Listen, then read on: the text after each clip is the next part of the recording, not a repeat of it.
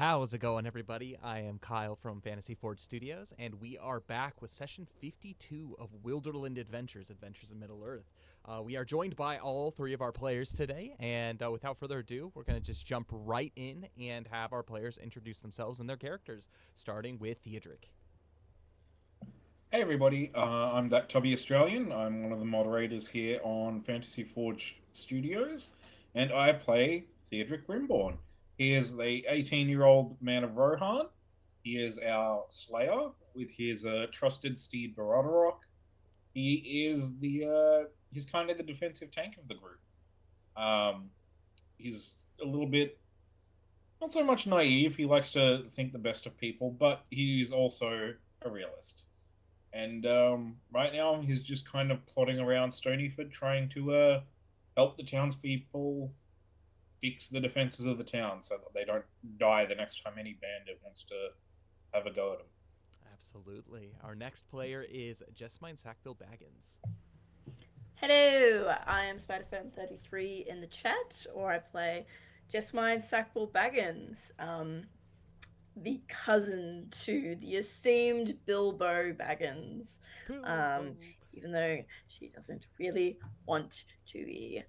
Anyway, um, yeah, she likes cooking. She's a little bit of a sneaky hobbitses. She is very good at information gathering, I think. Yes, intelligence work. And she is younger than she claims to be. Yeah. Wonderful. And our final character is Feanor. Hey guys, I'm Nick, or Lava Crest in the chat. You'll see us talking crap all throughout the session. I play Feanor, the Mirkwood elf, with my companion Nim. I'm looking forward to getting back into it. It's been a little while, but still super hyped. Great to see where this is going to go. Absolutely. And I am Kyle. I am the lore master. I am both playing both with and against these players as they shape the world in which they live in, Middle Earth, as they drive back the shadow for as long as they can. This is a campaign that takes place between the years of The Lord of the Rings and The Hobbit. It is about 6-ish years after the fall of Smaug. And yeah, this party is discovering all of, with the power vacuum that is become after the great dragon had fallen. They are doing what they can to be able to rid Wilderland of baddies. Anyways, let's go ahead and jump into a little bit of some recap. So these players, they are currently on a quest to find a man by the name of Oderic. He is a Beorning from the town of Stonyford. And one thing led to another. They discovered some dead bodies of some very important Beornings by the names of Oldo and Maravich, and escaped prisoner Oderic, and a couple of goods such as a cape and a sword. And as he made his way south, the party started tracking him under Beorn's orders, as he needs to be brought to the Carrick for judgment, ultimate judgment. Really knowing what this individual did, they tracked him all the way down to the village of Stonyford, to which they discovered many a thing. First of which, he has been blamed for a murder that has happened. The murder of his stepsisters, not really stepsister, adopted sisters. I guess he's adopted. His sisters. It's his brother-in-law, more or less. Yes, his brother-in-law, his sister's husband, Rathvik, who was the captain of the guard in Stonyford. And so they decided to, in order to track down where Oderic was, go ask around to see what's going on. They went to Helmgut, who is the father of Oderic, the foster father of Oderic, and also father to Brunhild. And yeah, they discovered that Oderic was not always as was not always as violent as he claimed to be. However, he did meet, after slaying a couple of bandits when he was quite young. Oderic lost his parents in a struggle with bandits, and so Helmgut decided to take him in, and he really had a great connection with Brunhild, but not so much with the rest of the town.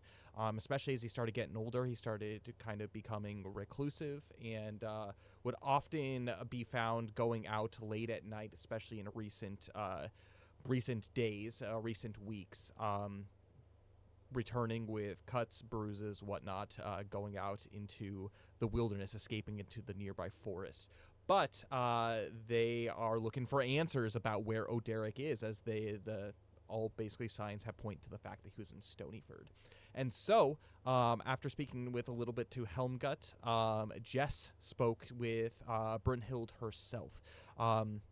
Brunhild was found by the docks singing a song, to which Jess listened for a time, and upon approaching her, Brunhild spilled her guts out about all that had happened, not only about how much she cares for her brother, but also about how he was not the one who committed the murder. In fact, it was Brunhild who got between the fighting Oderic and Rathvik, and a dagger was plunged into Rathvik's chest, which resulted in his death, and to which Oderic took the blame.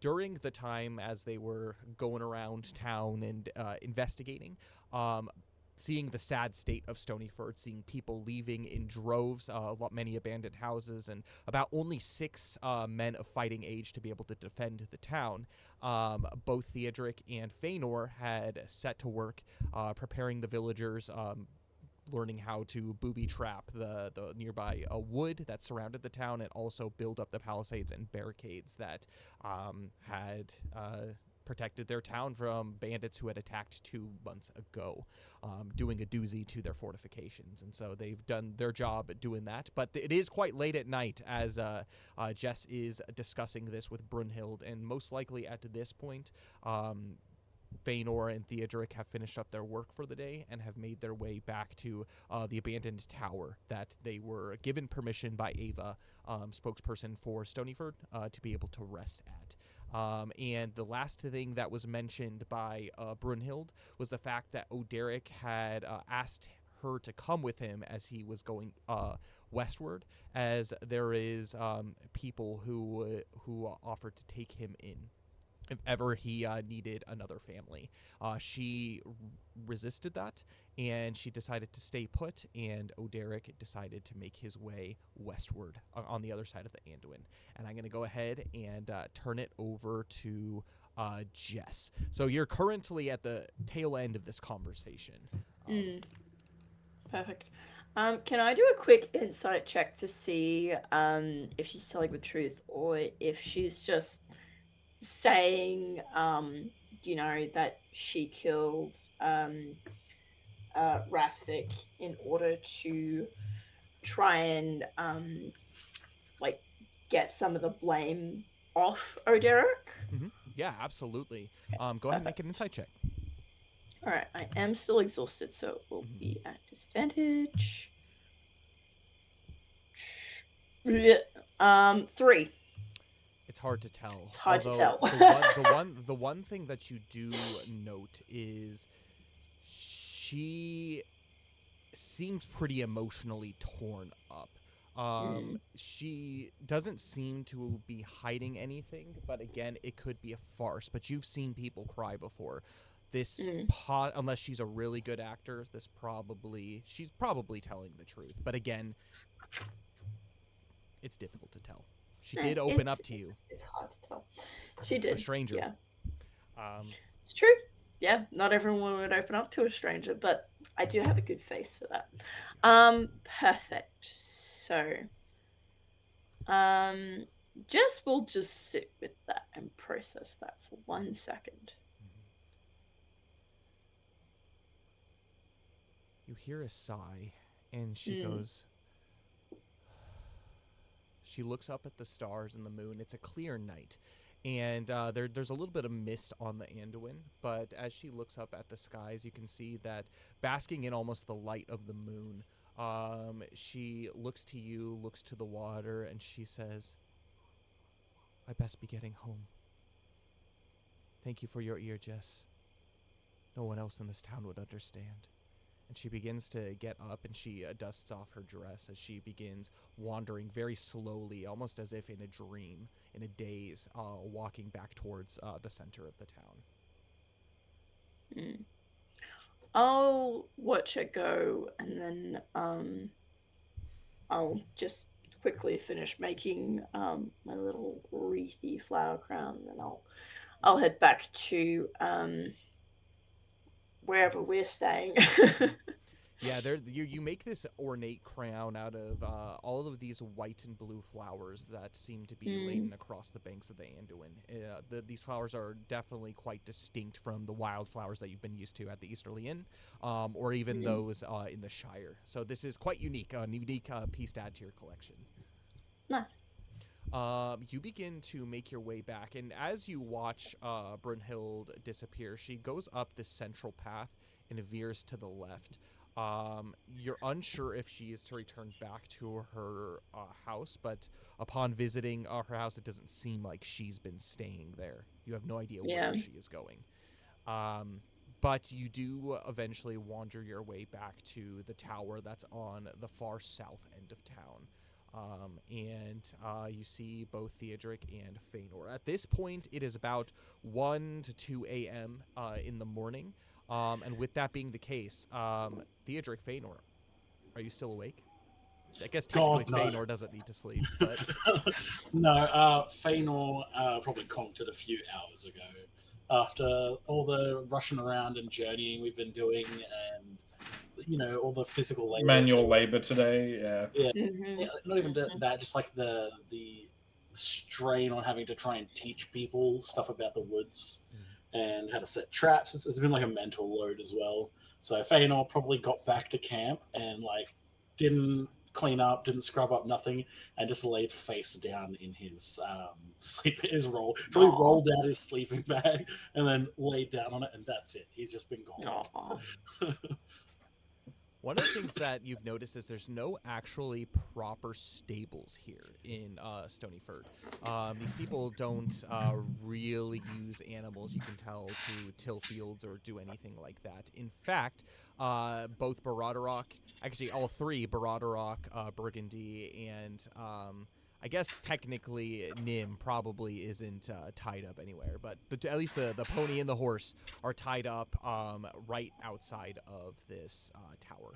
Nim's good like that. He just does what he wants. Just does what he wanders. People just he's like the cat version of a horse. He's very independent. Oh yeah, he'll be on the top of the tower by morning.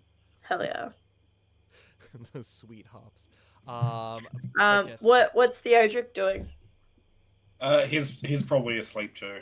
Okay, perfect. He's I'll just go in and I'll just smile at the scene, and then I'll throw an extra blanket over Feanor because he hasn't got it. And I'm gonna leave my little flower wreath on the door handle outside, and then I'll go to bed. You do so, and you find that it's quite cozy in here. There's a couple holes in the roof, and the tower stairs, some of them have fallen in, but they've been mostly cleared of dust and rubble, and it is decently homey, especially the fact that there's no rain or anything. In fact, you can feel a nice cool spring breeze make its way through the tower, and you decide to go to sleep. The question to you all is, how long do you plan on sleeping? Do you plan on sleeping in, or do you plan on moving as early as possible? I will sleep until someone wakes me up. Well, I'm doing Feanor for the full 8 hours because I want to try and recover from my exhaustion. Okay. Yeah. Because look, that's been a hindrance so far. Absolutely. Theodric is probably just going to wake up relatively early. Okay. You don't have exhaustion. No. Theodric does not have exhaustion, and he does have training in waking up early and getting stuff done. Yeah, exactly. You do so. You probably wake up around 6 a.m. Theodric, and the sun is just rising as you greet the morning. There are a few individuals that are out and about, looking like they're doing their manual labor, doing chores, and emptying chamber pots, all those things. But you make your way over to Baradrock, and you start brushing them. You admire the work that you've done in helping to prep everybody, and you can see that there are a number of buckets that have been laid around with this tar-like substance to coat the fences, to coat the palisades, to keep them fire-resistant as possible. And yeah, that's something that you kind of take a little bit of pride in. At this point, this early in the morning, you can see that there is only one guard on duty, and they are at the far gate on the north side of Stonyford. And as both Jess and Feanor begin to wake up, I'm going to have the two of you make Constitution saving throws for me. Hell yeah. Flat roll, baby. Got a 19. I got a 15. And the two of you remove your 1 point of exhaustion. Woo! Thank God. Hell yeah. You wake up. This was an interesting night. You spent the night at Geralt's farmstead, but you felt a little bit safer being in town. In fact, it's probably been some time since you've been in a town. Probably the last time that happened was either probably Woodman. I think it Woodman might have been Hall? Roscabel. Roscabel. Yeah, since the Yeah. Folkmoot. So it's been some time. There's this kind of sense of safety and watchfulness that has gone on around you that has allowed the two of you to be able to fully recover, get everything you needed in order to rejuvenate the body. And with Nice. that, you wake up in the morning and you go outside and you see Theodric finishing up feeding both the pony and the horse, Baradrock and Burgundy, and is now sitting there brushing both of them. Hey, how we doing? Good morning, you two. Yeah. Why is there How's an... it? I don't think I own 2 blankets. Oh, that one's mine. He's still like dreary, but like he's just like kind of looking at them like, no, this isn't right. Oh yes, you can tell clearly one of those is just mine. It's far too clean to be yours. Feanor can't tell the difference. These are the same blanket. He's just looking at them like, yeah, sure. Yeah, I go, that one's mine, and I don't even look. Feanor's going to roll them both up, and he's just going to put them next to each other, and later when we pack up camp, he's going to see which one Jess picks up. But no, Feanor, honestly, actually, having done a huge sleep, is probably going to go down to the river for a wash. I'll turn to Theodric. Are the horses ready to go? Well, yes, Baradrock and Burgundy are both fine. Perfect. Heaven knows where Nim is. I guess Yeah. Nim's always there when, On the Feanor sea, needs him. But, We should we're- get going we're as soon good. as possible. You have a lead on Oderic then? Yeah. Okay, cool. I guess we wait for Feanor to finish washing, then we talk to Ava and get our stuff back. Yeah, I'll talk to Ava And- now while Feanor is washing. I want to leave as soon as possible. Well, I'll come too, because Okay. I don't think you're going to be able to carry all our weapons on your own. There's a lot. That shows good foresight. Yeah, that's a good idea. As Feanor is just cleaning himself off in the wood out back, both Jess and Theodric, you make your way over to a house that's close to the front of the town. This seems to be it's not the town hall, as the town hall is up on. You've seen it. It's quite close to where both Helmgut and Helmgut and Brunhild live. However, there is this house that's kind of up front that serves as the head person's house here. And as you make your way there, you can see that Ava is busy making all kinds of food for her father, Heartwolf. Who is sitting at a table, and he is leaning back and forth, and you can see that he's muttering to himself. And as you approach, you can see out the window his eyes are kind of just like he's kind of still looking down, but his eyes are looking out the corner of his eyes and out the window looking at you. And he doesn't mention anything or make any steps towards the door to open up. Oh, so he's just staring at us? Yeah. Oh, is he like at the window and he's staring at, or is that he's like a little bit in, so there's a small little table, and it's probably about like an 8-foot gap between the window and where he's sitting. Okay, fair enough. I'll just walk up to the front door and give a good knock.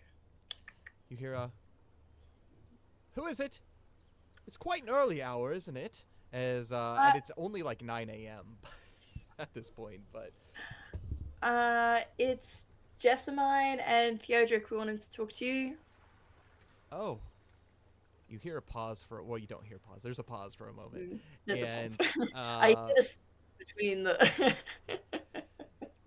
You hear some crashing as a bunch of metal seems to be falling over as she stumbles her way towards the door, and she opens it. And you can see that she is a little bit askew. She hasn't quite put herself together yet for the day, and she is busy tying her hair back as she looks to you, and she says, "Is there anything I can help you with? I'm making breakfast for my father." Oh, sorry to interrupt you. We were hoping to leave town as soon as possible. Is there any way we could charter a boat, perhaps, to get us across the river? I don't see why not. If you head down to the docks, and she points back down in the general direction of where you were last night, Jess, and she says, if you ask for a man named Roland, he's our farrier. He's our village fisherman, but he also serves as our farrier. If you just pay him, I believe the cost is depends on how many people are going in the size boat, but for 3, are you including animals with this? Yes. I would say it would cost you probably 2 silver pennies in order to do so. Hopefully it's not too much of a burden on you, but why do you plan on going westward? Following the lead. How long am I gonna stay? No, I'm not. Okay. She kind of looks confused, and she says, "So you're telling me that he did come through here, indeed?" I don't wish to alarm you. That's a loaded statement that is just not finished. Usually that you keep going forward with a statement like, "I don't wish to alarm you, but here's why you shouldn't be alarmed," is how that usually goes. There's a heaviness in the air. Yeah, it would appear that he did pass through here briefly. That will not do, having a murderer back here in town. And she looks out her window over at the front gate, and she says, "If only you had come 2 days previous, we wouldn't be having this problem." Yes, he's not here anymore, is that correct? He went in search of a man named Voltaire. Name doesn't sound familiar. He's not from here. Voltaire. I'm going to actually have Theodric. I'm going to have you make a traditions check for me. That's right. This is new information to Theodric. 5. 5. Wait, traditions? Yes, Yeah, traditions. Yep, 5. You hear this name Voltaire, and it's the first time that you're hearing of it. It clearly doesn't sound like a man from Rohan. But it also doesn't sound like a name given to the woodman, but it sounds quite foreign, if that makes sense. Foreign from these lands, that is. But you're unable to pinpoint where. Okie dokie. Theodric's just gonna keep his trap shut, because all he knows is Jessamine says we've got a lead, and he just wants his stuff back so they can get it. So he's gonna let her do the talking. She nods and she says, well, I don't know anything about a Voltaire, but as long as he's gone from this town and I'm washing my hands clean of him, seems like it's not our problem anymore. And she kind of, I'm gonna actually have both of you make an insight check for me. Okay.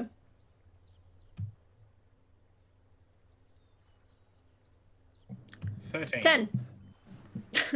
The two of you notice that there's a hint of relief in her eyes. She looks a little less tired from hearing this news, but she looks to you immediately with determination, and she says, "Go seek justice for Rafik. He was a good man. He did a lot to protect this town, and he did quite so selflessly.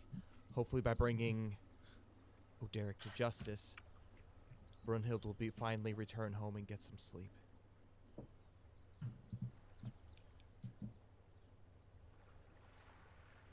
Yes.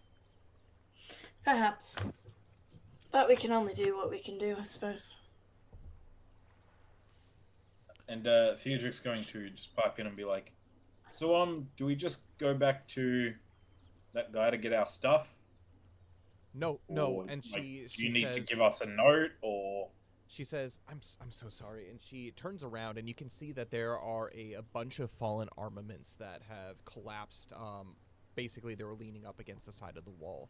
Pretty much all of the armaments that belong to the town have been stashed here. This serves as also a makeshift barracks as well. And she lets the two of you in order to search through the stuff to be able to collect everything that had been taken from you. While Theodric is making sure he's got all of Feanor's weapons, I'm just going to go up to Heartwolf and say, "Good morning, Heartwolf. He looks up How to are you.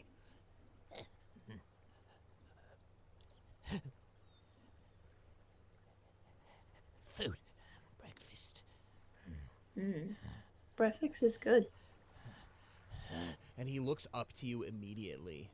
He's sitting. Up? He's very hunched. He's quite hunched over at the table. It's more like his gaze is downturned and he's looking up to kind of meet your eyes. Okay. He's quite hunched. He's quite hunched over, and he says, Look beneath what you hear. and he begins to sit, and he looks over to Ava, and he says, Breakfast. Hungry. and he just continues muttering to himself.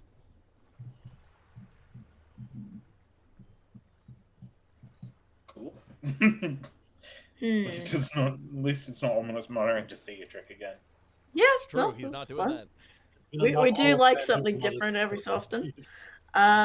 Cool. As we leave, I'm gonna turn to Theodric and say, "There's something I need your opinion on. Okie doke. Should we take Brunhild with us to see Bjorn?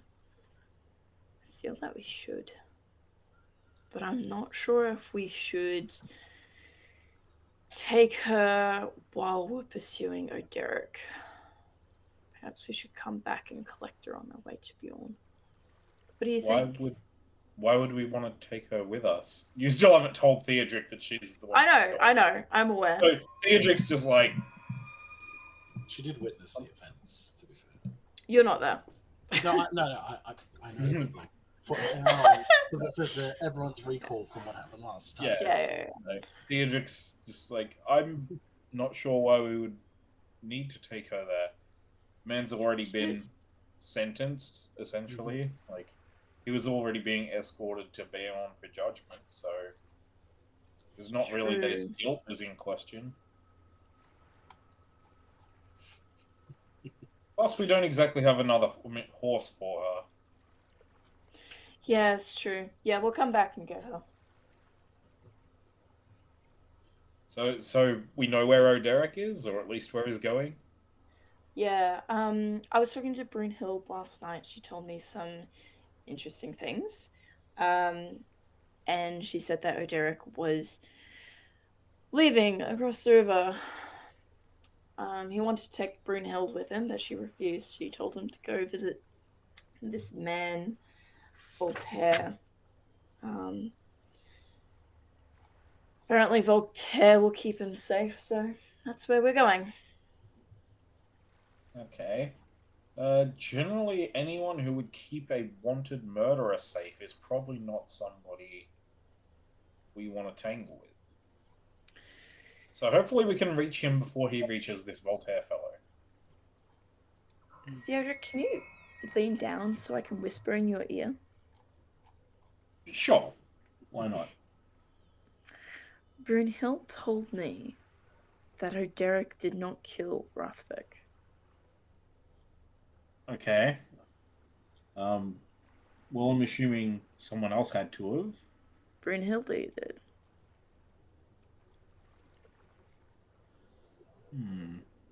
So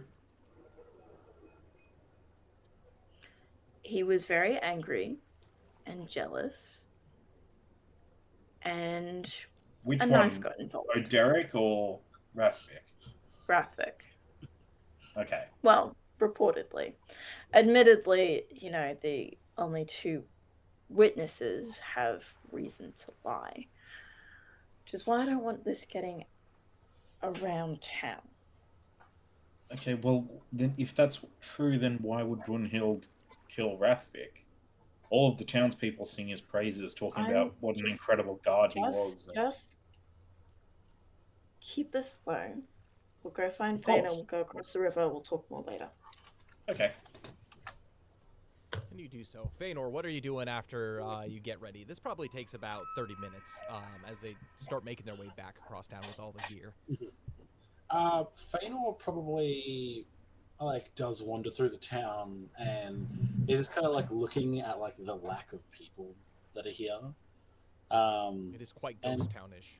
And kind of pondering about what could be done for this place and for the people that are here. Would they be safer attempting to travel inland, further away from the river towards some of the other woodland settlements?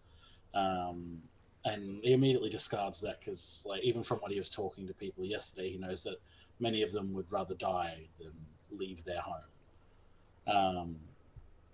And he's going to make a little mental note, and maybe even actually write in a book, very, very unlike Feanor, to ask, maybe even write the beginnings of a letter of that would ask some of the for assistance from the woodmen potentially.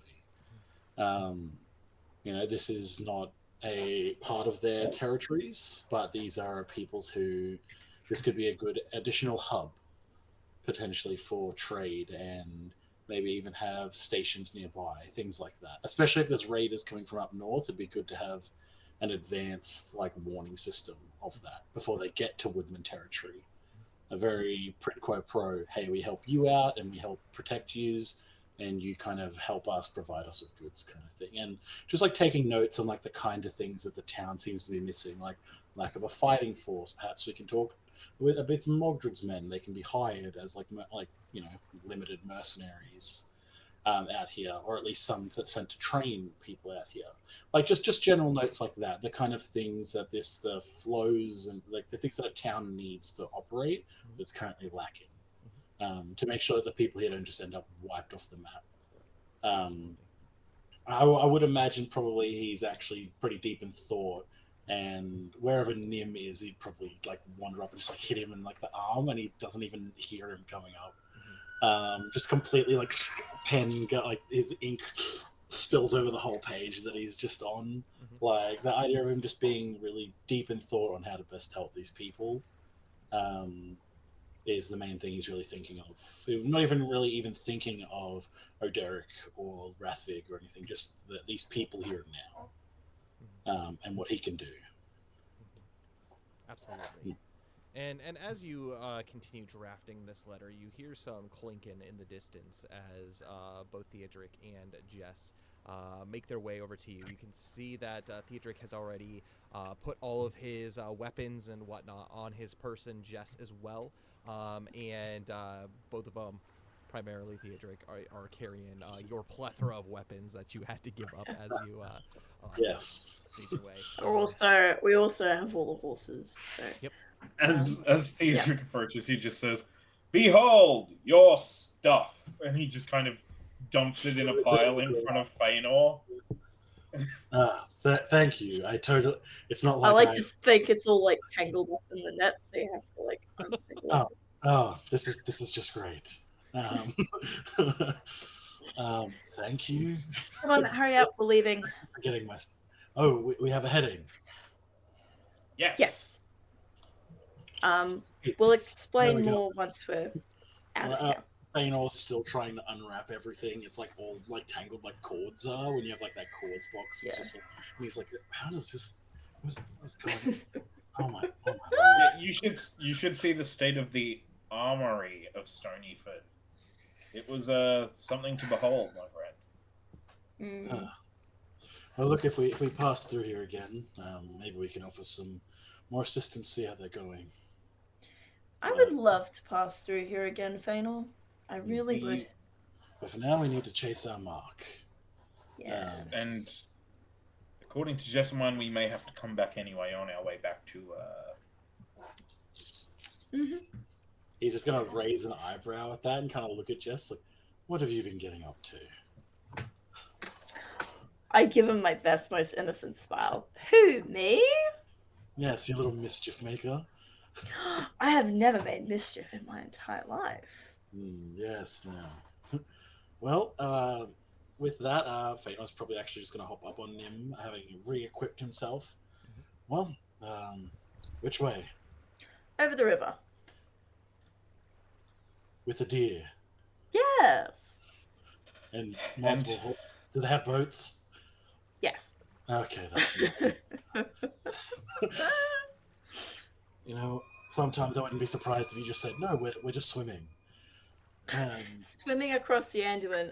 Yes. Can you swim?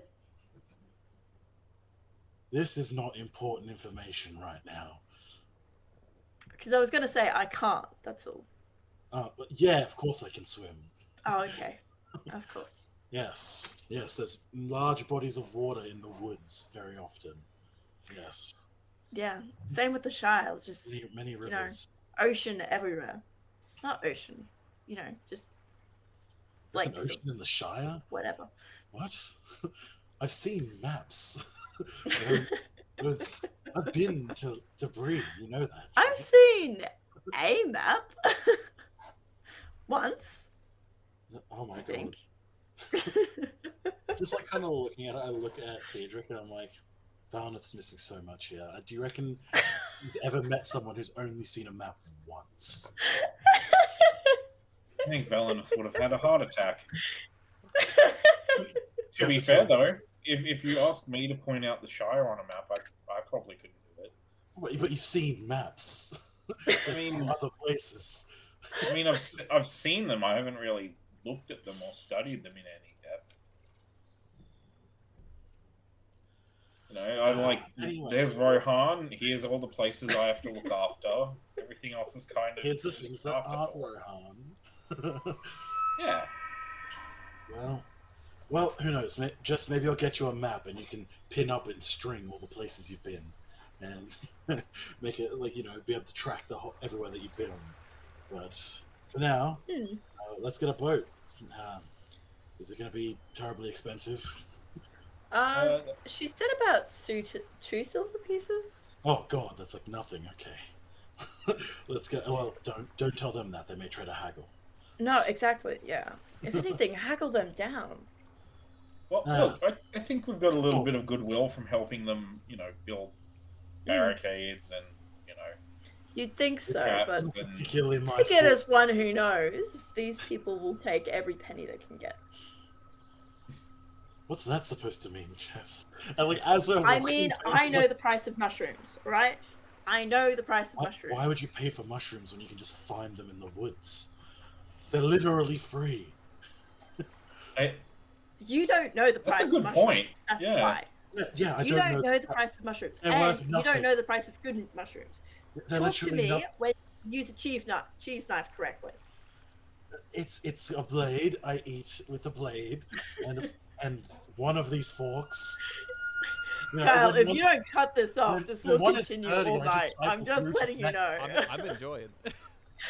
I I just picture this all as you're like leading all the Yeah. animals down to the river. I've been slowly increasing the volume of the river noises as you've been getting closer and closer. While on him, he's like, when one instrument is dirty, I just put it back in and wait till all of them are dirty, then I wash them all together. You eventually make your way over to the fishery, and you can see that there are a couple of boats that are tied up there, and what looks to be a decently large barge that are also tied up. And you see a man. He has what looks to be a pipe in his mouth, and he is currently line cast on the same docks that Brunhild was earlier the previous evening, sitting there and fishing. He's humming to himself a little bit, but it seems as if there's not a care in the world. Excuse me, are you Roland? He takes the pipe out of his mouth and he turns around and he says, "Well, if it isn't those few that have made a name for themselves here. Yes, I am Roland. What can I do you for? You looking to buy some trout?" And he points over to a barrel, and there is just a barrel full of trout. Is that fresh? I would love some of that. Thank you. Dried fish could be a good thing to add to our packs. Yeah. How much are your trout right now? Well, currently, and he looks through some of the more fresh options, and he lays them out for you, of varying sizes, but they're pretty decent size. Well, I would say I'd take about 2 copper pieces for one. Theodoric's going to turn and just be like, "Well, Jessamine three here is for two. kind of in charge of our food, so I'll let her do the haggling." I'll give you 3 copper for 2 of them. You drive a mighty hard bargain. And he looks to you and he says, "You must know, don't you? You have to know." I have to know what. Well, look at the state of this town. There are very few people who have laid down their roots here. I have more fish than I can. I have more fish than I care to even. Now they're gonna go bad. Let's just say that. How about this? I will throw in 10 fish for 4 copper pieces. A mighty generous offer. I thought so. I Wow, have to she's sell the way rest of big. these by today, or they're gonna start stinking to high heaven. There's not much use to us if they start stinking up our packs, though. Ah, that's true. That's true. He points over. He's like, "I can smoke them for you. Take some time. If you are planning on coming back, I can have them all prepared for you." Excellent. Sounds perfect. I'll take 2 now, and if you could smoke the rest for us, we should be back hopefully within a few days. A few days. It's only going to take about half a day for these to get nice and crisp like. Oh, well. If you preserve them correctly, then a few days shouldn't make much of a difference. And I'll pay you in advance. I like the way you bargain. If we're not back by the end of the week, then you can pass them on to someone else. Radio. Someone who needs them, mind. And don't go selling them again. Well, that would be 4 copper pieces. Deal. Theodric, she's way better than. Did she just get 8 free fish? Yeah. But that does lead us to the actual reason we came here, Mr. Roland. Ava said you run the barge. Indeed, I do. We need to get across the Anduin. As All the soon way as over we can. there. Yep. Well, lucky for you, we built this here stony fort on a relatively peaceful part of the Anduin. And as you look across the Anduin, you see that at this part, it's a little wider, and that hence not as fast moving. It probably expands about 80 to 90 feet from shore to shore. He says, "Are you transporting the horses and the deer as well?" Yes, if it's not too much trouble. Nope, not at all. But the only trouble that I could possibly foresee is, how are you going to, well, let's just say, do your beasts have, water legs? They've been on barges and ferries before. They should be fine. Well, I'm not responsible for any, bovine overboard, if you catch my drift. Yeah, I'm sure it'll be fine. All right. I like your spirit. Let's say this. How about, you can rent the barge. I'll be going with you. And let's say 1 boat. Let's do 3 silver pennies for that. Yep. We can do that. That works for me. 1 each. All right. Easy customers.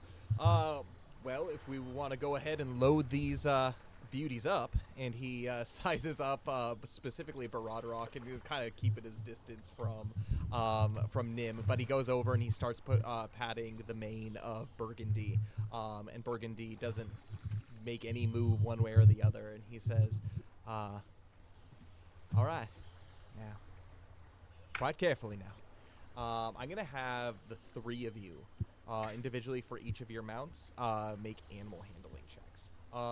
Jess, yours can be with advantage. Did you nearly get Everlast. this confused with Everlast? Yeah. Yep. Yeah, I thought Yeah. so. Oh, good. I got a 14. Okay. I got a 17. And I have gotten 11. Perfect. Both Nim and Baradrock, they've done this before. Climbing on Was board that- of the barge.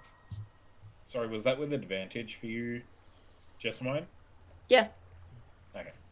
So those gotta- 2 climb on board, and Jess, as you make your way towards the edge of the Anduin, you can see that Burgundy senses your hesitation, and without even being led, steps right on after the 2 others make their way on, and they balance in a way where Burgundy's in the middle, and both Nim and Baradrock are on either side, and there's still probably about 3 feet all around on each side for kind of some leeway. The Roland, he steps on and he says, "All right, I'm gonna need one of you strong fellers," and he hands you an oar to be able to help me, well, at least fight the currents. We've got a lot of weight on here. Well, Okey-dokey. Theodric, I think that's on you. You got a bit more weight to throw it around than I do. Yeah. Fair enough. Ah. Typical elf. Leave all the hard work for us men to do. And Yeah, you yeah, just why gonna not? grab the No, oar. it's beneath me. Yeah. Sure. Gives him a slap on the shoulder. Both, and he points over to another one of the boats, and he said, "You'll find 2 oars in there, but you should be able to paddle it with 1. But if you want the extra stability, you both are free to paddle alongside.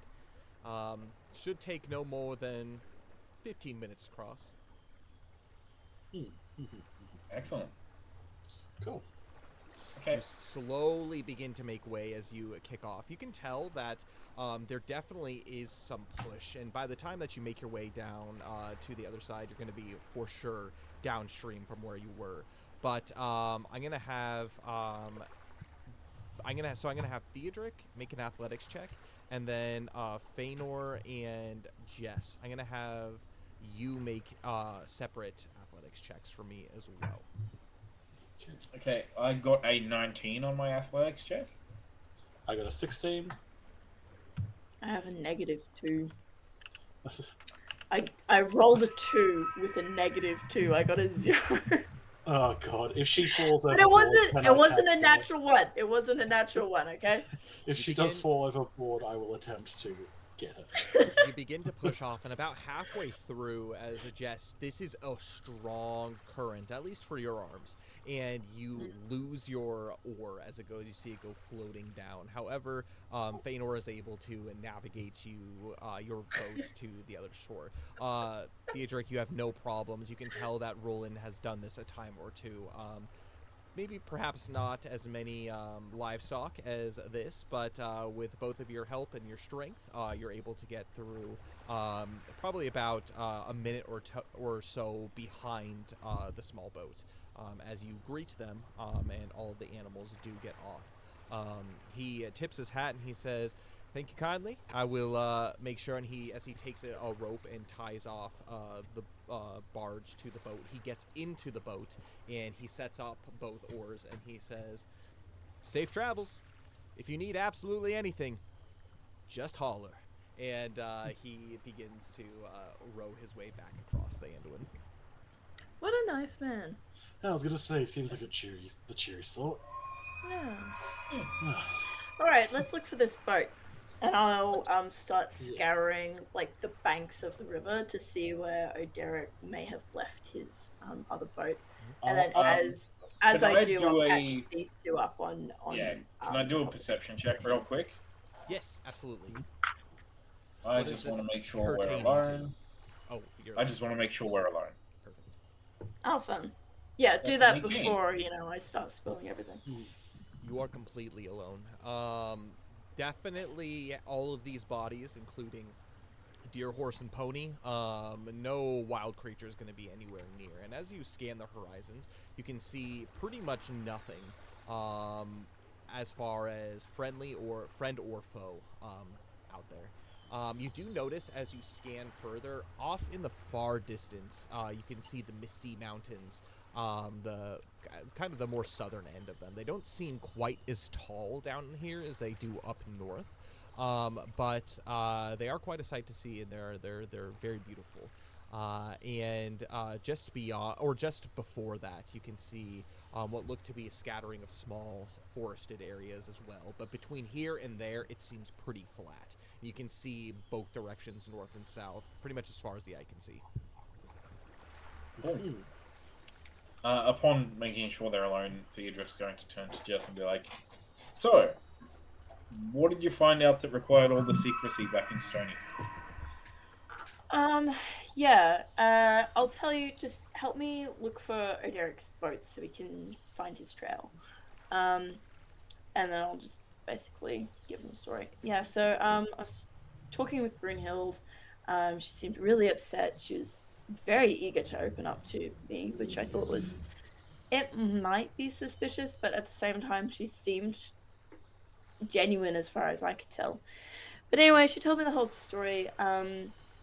Turns out Rothvic was a decent man when she married him, but he got very jealous of her relationship with Oderic, and it seems that jealousy has translated to being quite rough with her. She said she said he'd never hit her, but being in a situation like that can be very scary as well.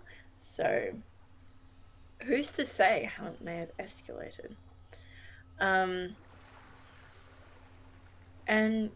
she said thank God Oderic was there, because who knows what Rothvic would have done. Anyway, so the way I remember it, Rothvic was going towards Oderic was fighting back, and then a knife got involved, and Brunhild stabbed her husband very fatally, and then Oderic took the fall for her.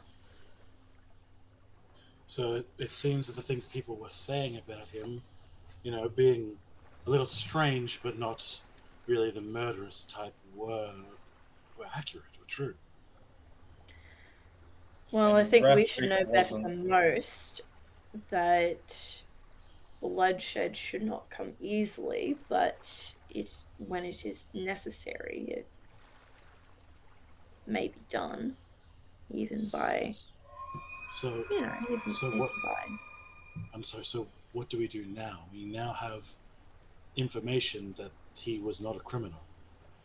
That, and I get that we have Even sworn aside to. from that, he's still Ye- stolen things that Yes, need to be returned. but I more would. to my point is, do we now take her with us and have her judged in his place? I say take them both.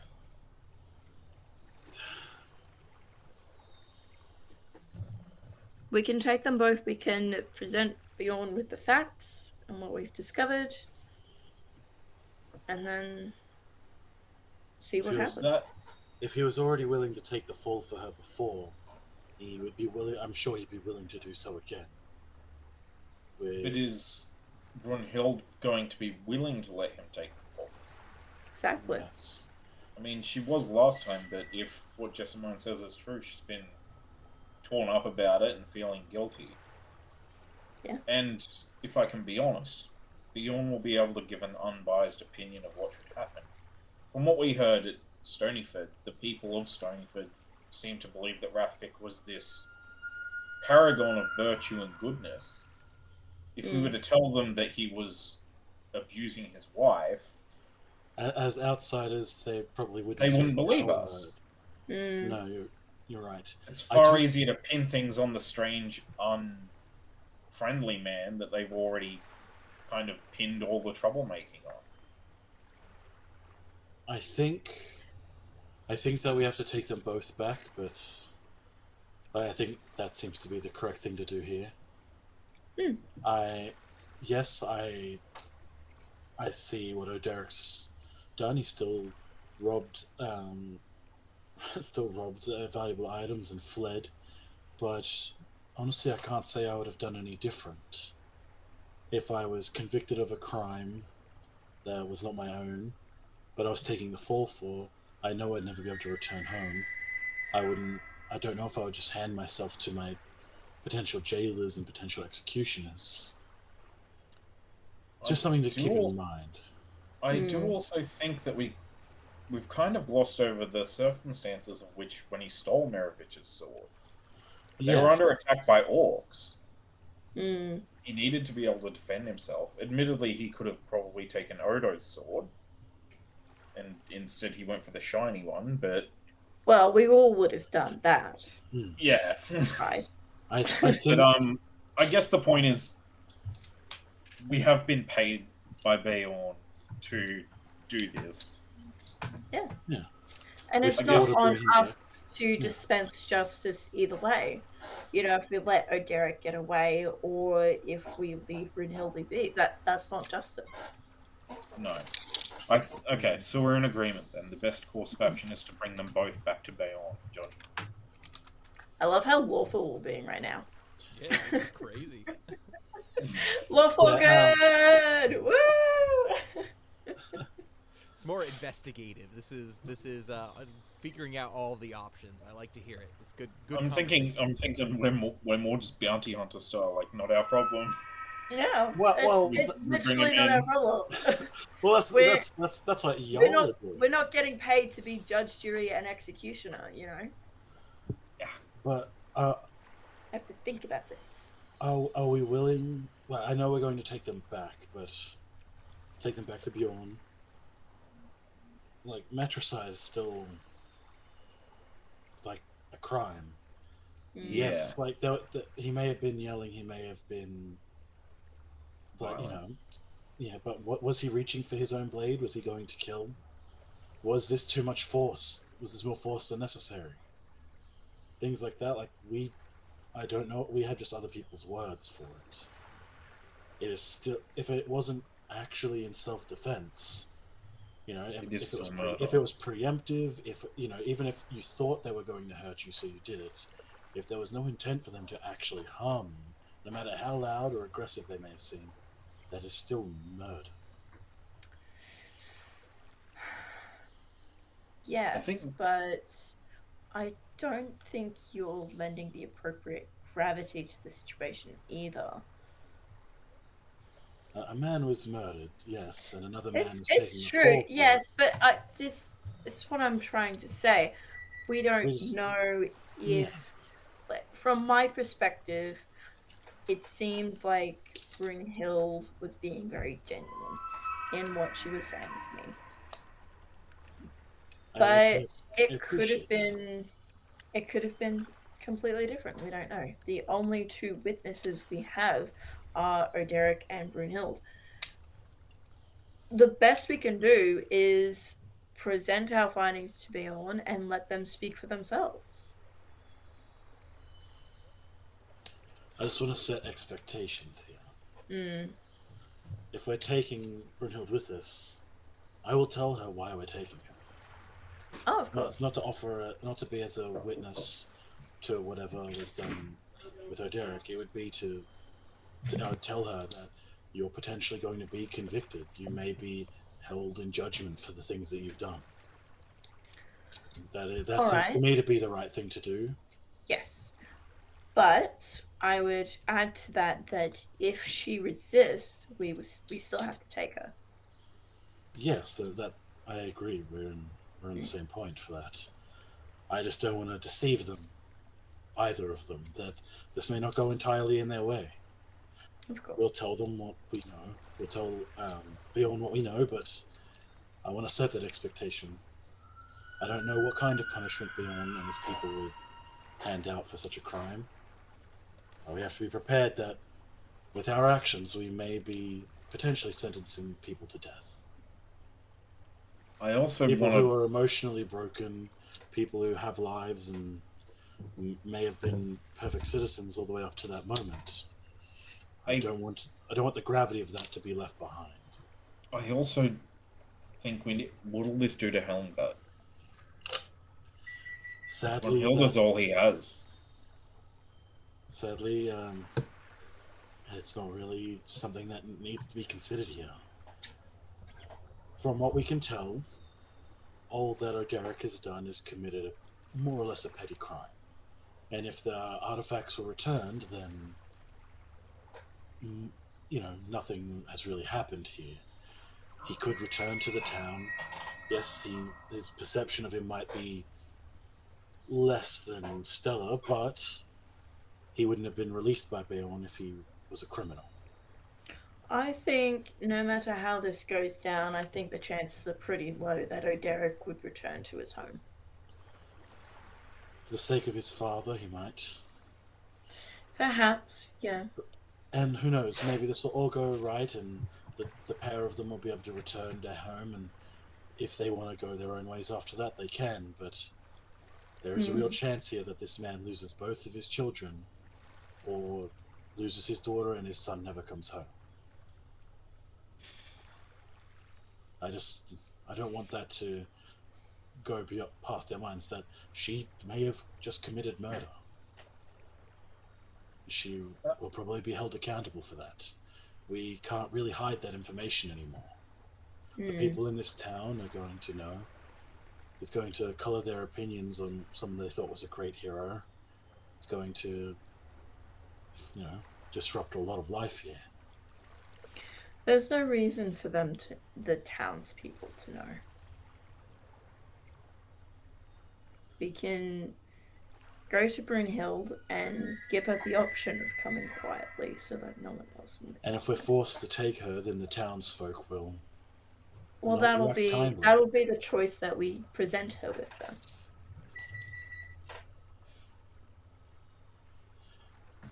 And as you're having this conversation, I'm gonna have all of you make investigation checks as you're doing this conversation. As you're searching for signs of his boat, where he is, perhaps a trail. 12. 16. 6. Nice. The thing, as you begin to mount your steeds, you look around, just the general shoreline. Theodric, you make your way southwards as you saw that the boats themselves were starting to make their way downwards. However, both Feanor and Jess, the two of you, as you make your way more northwardly, you can see that his boat has been abandoned, and Feanor actually sees that it's been partially covered up by what looks to be some kind of makeshift blanket or tarp of some kind that has what looks to be like grass and like shrubs like sticking out of it. It's decently well hidden, but Feanor's able to find it as Jess, you kind of lead in the general direction, which this is the assumption that Oderic has either dragged his boat upstream or he was able to fight the current enough to be able to disembark upstream from where he had initially left. Nice. Awesome. Okay, then. Excellent. I want to take this. Does it seem to be? It's weird to put it. So, is it like a ghillie suit blanket? Like it's like a lot of color. Yeah, Feanor's gonna take that. He's gonna wrap it up and add it to his things. It covers quite a bit of ground too. You could probably even do it if Nim or Barado out Rock was laying down. You could probably cover over the top of them in order to not be seen. It's pretty impressive. Yeah. My thought is that if we ever, because I already have advantage for like stealth in the woods and stuff, is that if we ever did need to hide one of us, it's like it might add like an extra layer before someone can just see you, or it's if it can cover Nim, being able to cover like his white fur in the scenario where I need to. But, yeah, cool. Yeah, I'm gonna take. Go ahead and add to your notes. I'll make an item later. Shroud blanket. Shroud blanket. Nice. Cool. And with that, you begin to investigate around for tracks, and it's not difficult to find them. A few paces off where the Anduin, basically the edge of the river is, you can see deep footprints that gradually get a little bit lighter, but you can see that Oderic was making tracks quickly as opposed to quietly. You can tell that he just started booking, and these are tracks that are just directly westward from where he is. So, as you mount up and let's go. Exactly, you begin to search. Yep. I'm gonna have Feanor. For you, I'm gonna have you make a survival check. Okay. Can I lend assistance, or is Absolutely, with advantage. Heck yeah! I got a 15. 15.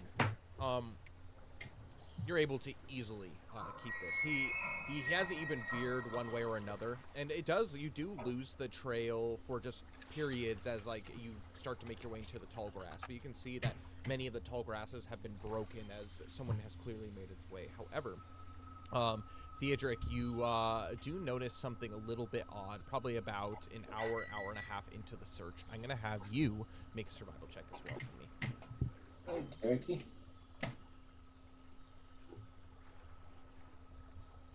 Oh, that's a 4. 4. You notice that every now and then there is some breaking in the, almost as if there were other creatures, large creatures that had been there. You're unable to tell what direction they have gone, but almost parallel on either side, you can notice that every now and then throughout your travels, you see that there are a couple breakings, almost as if something has traveled through here as well. So he may or may not be alone. Okay, can I dismount Baradorok and actually check Make an investigation these areas? check for me. Oh, good roll, no whammy. 10. You stop and you stop the party as you dismount and you look around the surrounding areas. One spot particularly where you can see some breaks on either side, and you're able to from investigation see that these are not simply animal footprints, but these are also boots of various sizes.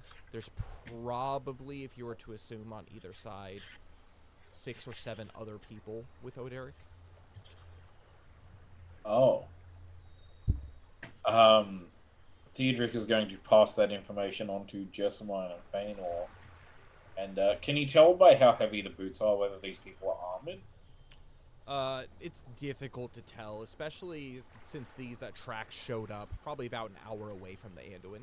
It's not really muddy or anything. You can just tell that they're basic just prints. They look to be boots. You don't see any like armor like serrated edges from where like maybe like an armored toe would have dug in or something. They just look like the bottom of boots. Okay. Theodric's just gonna pass that on and just be like, it looks like a group of people are traveling along here as well. Whether they're pursuing Oderic or escorting him or hunting him is... Well, it's difficult to tell, but we should assume that Oderic has friends.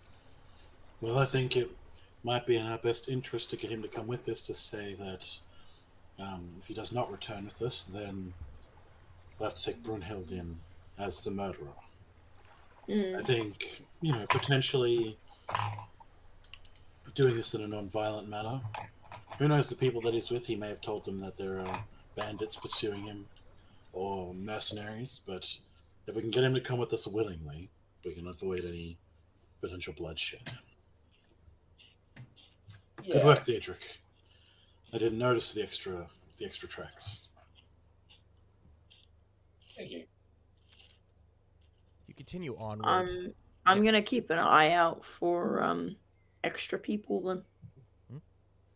As the three of you continue onward, Jess, I'm going to have you make a perception check. These don't deviate from the pretty much straight direction. You can see that they start to veer a little bit northwards, just very slightly, making your way kind of northwestern. But yes, perception check for me.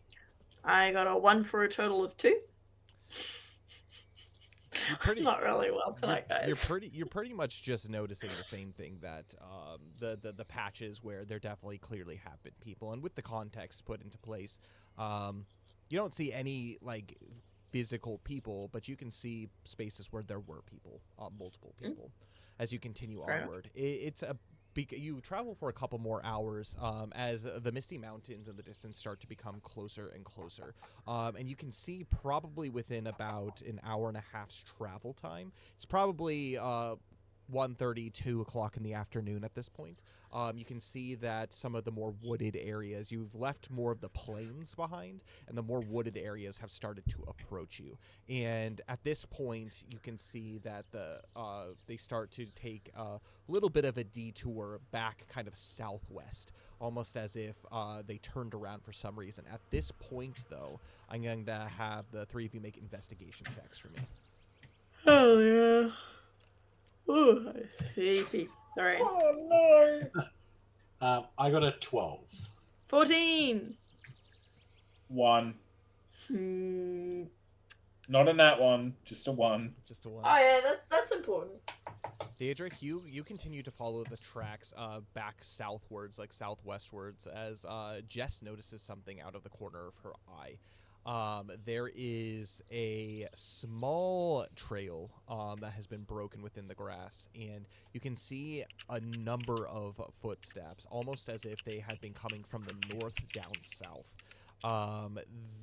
They are clearly marching in single file order, as if they're making their way southward. And not quite as frantic as a pace. They seem quite in line, quite in sync. In some places, it almost seems like it's just one pair of boots, but you can tell with kind of some of the scuffs that it's multiple pairs of boots that have been trampling this area. And you can see it coming northward, joining up at the point where Oderic's footprints were, and then the other people, and then everybody together started making their way kind of southwest.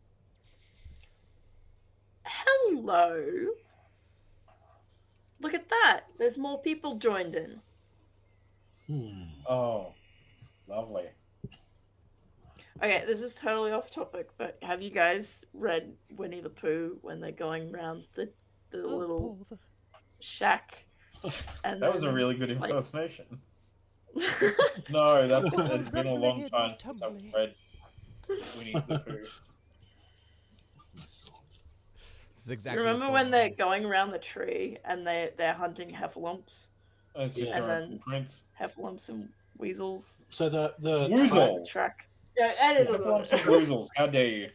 So the actual tracks have like gone on like a 90-degree angle back Yes. like, along this smaller trail. Kind of more like a 45-degree angle backwards. 45. Okay. Mhm. And are there any other trails that like footprints that like continue along the trail that Theodric's going to follow it? Outside of the yes, there are more footprints here, but again, there seem to be marching as single file. Yeah.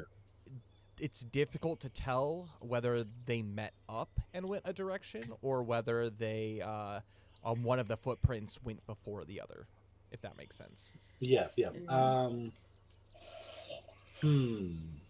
But Jess, one thing that you found is it's clear that at some point at this juncture, this is where the two prints meet. Whether or not one of the groups had stumbled upon seeing the other groups and started following it that direction, or if they had met up and gone in the kind of the southwestern direction. It's difficult to tell. But either way, they're all going in the same direction. They're all going in the same direction. Is all there feet any- are pointed in the same direction? So there's no signs of them having any like animals, like any horses or anything like that. Not at all. They seem all on Because- foot. We should be able to. We should have been making decent ground then over our day of travel. Yeah. Is there any real signs of like how long ago this happened? Make a nature check for me, Feanor. Nice. Oh, I would like to help if you want advantage. Do it. Don't need it with my Oh. nat 20. Oh, okay. I'll roll the other one just to see. The other one was a 6. Well, you're welcome for the 6. Thank you. You channeled These were made sometime in the early morning. The tracks that were coming from the north-south seem to be a little older, as if they had moved through sometime in the middle of the night. Probably sometime when you were sleeping, but in the early morning, these other tracks have made their way. So the tracks that we're following came after the initial set. Yes. Okay. And you can tell that those tracks are following the tracks southward. There is no other disturbances that have come in this area. Yeah. Sure. Well, I suppose we've got to follow them as well. Yeah.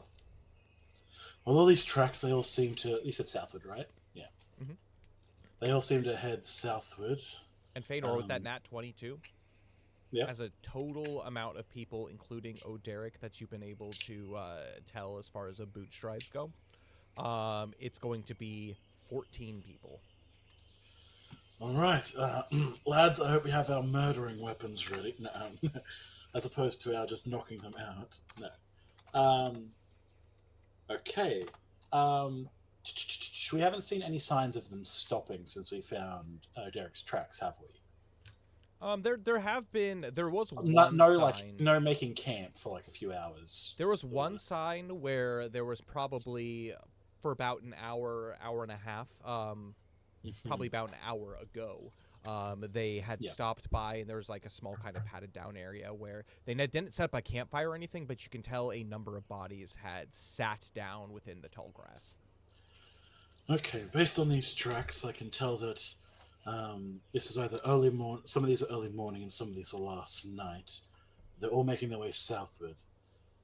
With no real major spots to stop, they should be slowing down. They should be kind of reaching their limit, and we're not far behind. I'd probably place it like maybe 5 hours ago. That's a good assumption, right? Yeah. Maybe 5, maybe 6 hours ago they passed through here, and with no animals, nothing to help help their travels along. Is this towards the wooded area now? It's towards the wooded area, like southwest. And you would say, based off of just your general perception, it's probably about 3 hours from here to the woods. Yeah. We may be able to catch up to them before the woods, or just not long after they've entered. I suggest we probably take it up a notch and put the horses into a canter instead of a trot. It'll be a little bit more effort on their behalf, but nothing that they can't maintain for a few hours. What about you, Nim? You want to show these horses how it's done? All right. He just turns around, and you can see that he's looking at you at the corner of his eye. Don't worry, we're going to be in the woods Side soon. eye. But yeah, so we're gonna head off that way. But yeah, going at more of like a canter. Okay. And if you need the speeds for that, I've actually looked up how fast they're going. Oh, geez, let's hear it. Yeah, were the tracks of people like marching or running? They looked like they were the first tracks looked like they were marching. The second tracks looked like they were running. Okay, if they're running, we're going to be going about 15 miles an hour. So what? That's it's 1.6. So we're going to be going like 23 kilometers an hour. Average human can only run 13 kilometers an hour. So we're going to be moving a bit faster and a bit more consistent than someone running well, especially a group of people. All right, and you're doing so. The one thing that I will note is as you ride in this manner, because of the nature of the open plains and because you're all mounted, you're going to have disadvantage on any stealth checks that you're going to attempt to make. Yeah, Cool. That's fun. I'll just charge them with Nim if someone jumps out in front of me. Perfect. I am totally fine with that. Okay. Yeah. I also did choose this pace as well because it won't leave the pony behind, unlike a gallop. So, but yes, so setting a solid pace, and I like incrementally every now and then we would stop to make sure we're still on the same path, but like until we get to the woods, and probably if we approach the woods without having met them, we'll actually pull up like a few hundred meters away from the edge. And observe for a little, just in case someone has set up as like a back end scout to attack anyone who's following, or to like observe if anyone is following. About a hour and a half passes as you start to make your way closer to the woods. We'll just say at this point you're about a couple hundred meters out from it, and nothing has disturbed you one way or the other. It's probably about 4-ish in the afternoon at this point. Still, the sun is up. It's decently bright, but you can see inside, you can still see inside the trees of the forest. You begin to, as you gaze there, I'm gonna have the three of you make perception checks for me. Big money, no Emmys. Okay. I got a 12. 19. I got an 8. Not rolling great today.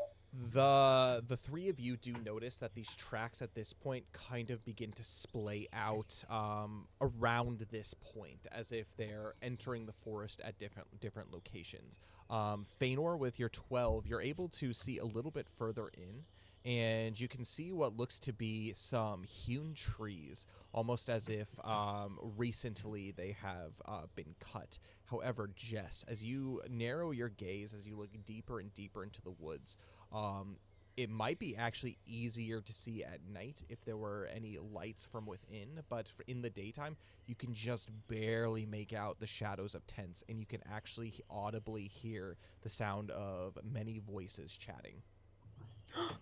Guys, shh. And I'll slide off my horse and gesture for the others to do the same. Can't hear you, Nick. Did you turn your mic off? Yes, I did. No, I don't see any reason why we wouldn't. So yeah, dismount and while we're still kind of in the taller grass. I'll just go and whisper. Look over there. Do you see it? Tents. What do my elf eyes see in the dark? Do I see them now that she's kind of pointed them out? Yeah, you can see the outlines of tents. You're unsure to see just how many of them. You would need to get closer to be able to see the span of it. But in this wooded area, from what you can tell that they're hiding pretty close to the outside, just far enough in to be out of the average sight of people just passing by. But yes, there are clearly many, many people, and I'm going to have the three of you make stealth checks for me at disadvantage. Okay, I want to throw out there immediately. Yes. Theodric is not going to be trying to sneak any closer.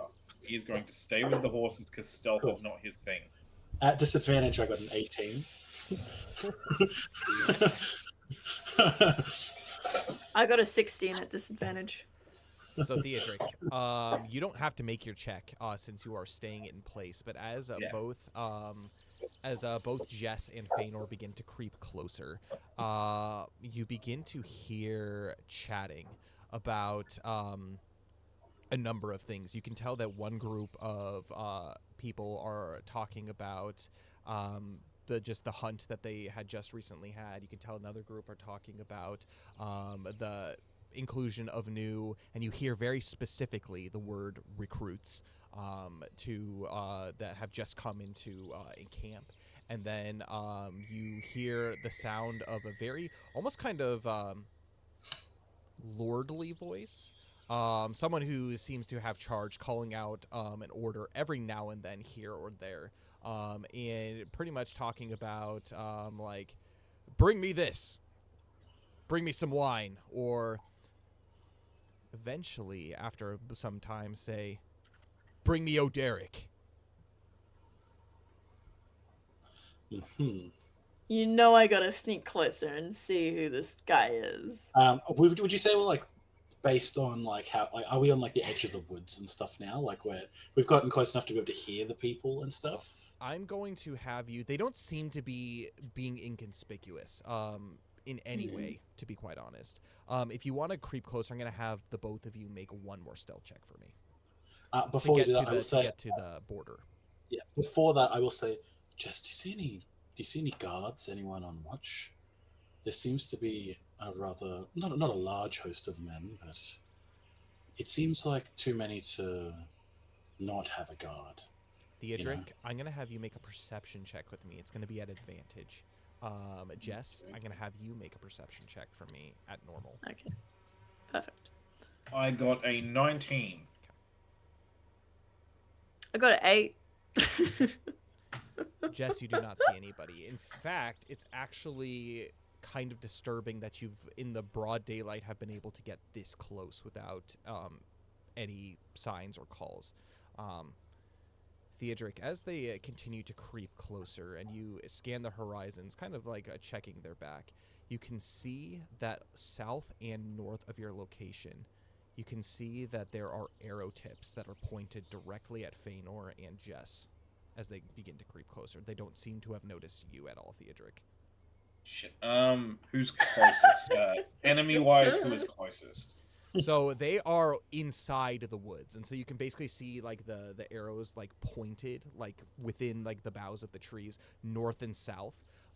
They're probably a decent 400 feet on either direction from Feanor and Jess. They would have to be a decently good shot in order to actually hit them, but there are bows drawn, almost as if they're waiting for them to creep closer.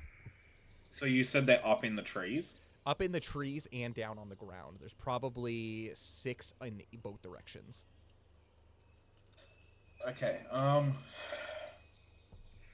Theodric is going to quietly place his shield on Barada to get rid of his stealth disadvantage. And then... FYI, you're still going to have a stealth disadvantage here. Because of your armor. Why? Oh. And we're in the fields, Nice. like the plains. Yeah, it's more the like open nature of everything. There's like some tall grass that you're able to conceal in, but it's like plain views as far as the eye can see. Nothing really to hide behind. In that case, he's not going to get rid of the shield because...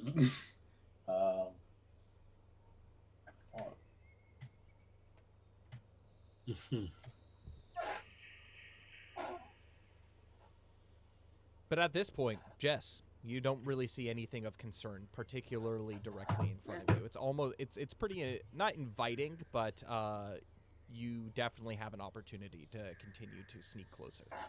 Yeah, perfect. I will try and sneak closer. This does lean into potentially what I was going to do, where Feanor was potentially going to be a distraction to give her advantage in the woods. I did not think that there were people who already seen us, but so I will not allow that to affect my decisions. But yeah, because I've still got my weapons and stuff, and like I have like limited pack that's on Nim himself because he doesn't have like a saddle. So I will say to Jess, hoping that she can get some more info. I have a question, actually, at the moment. So, Feanor and Jess, what have you done with your mount? So, you've dismounted. Have you left them back where Theodric are, or are they with you? I've left them behind. Yeah. Okay. There's no way I'm taking Burgundy into this. You crazy? Well, I would have taken Nim with me, especially going towards a wooded area where faster than anyone on foot Nim can traverse. Okay. Burgundy isn't mine, and I'm not comfortable on a horse, so.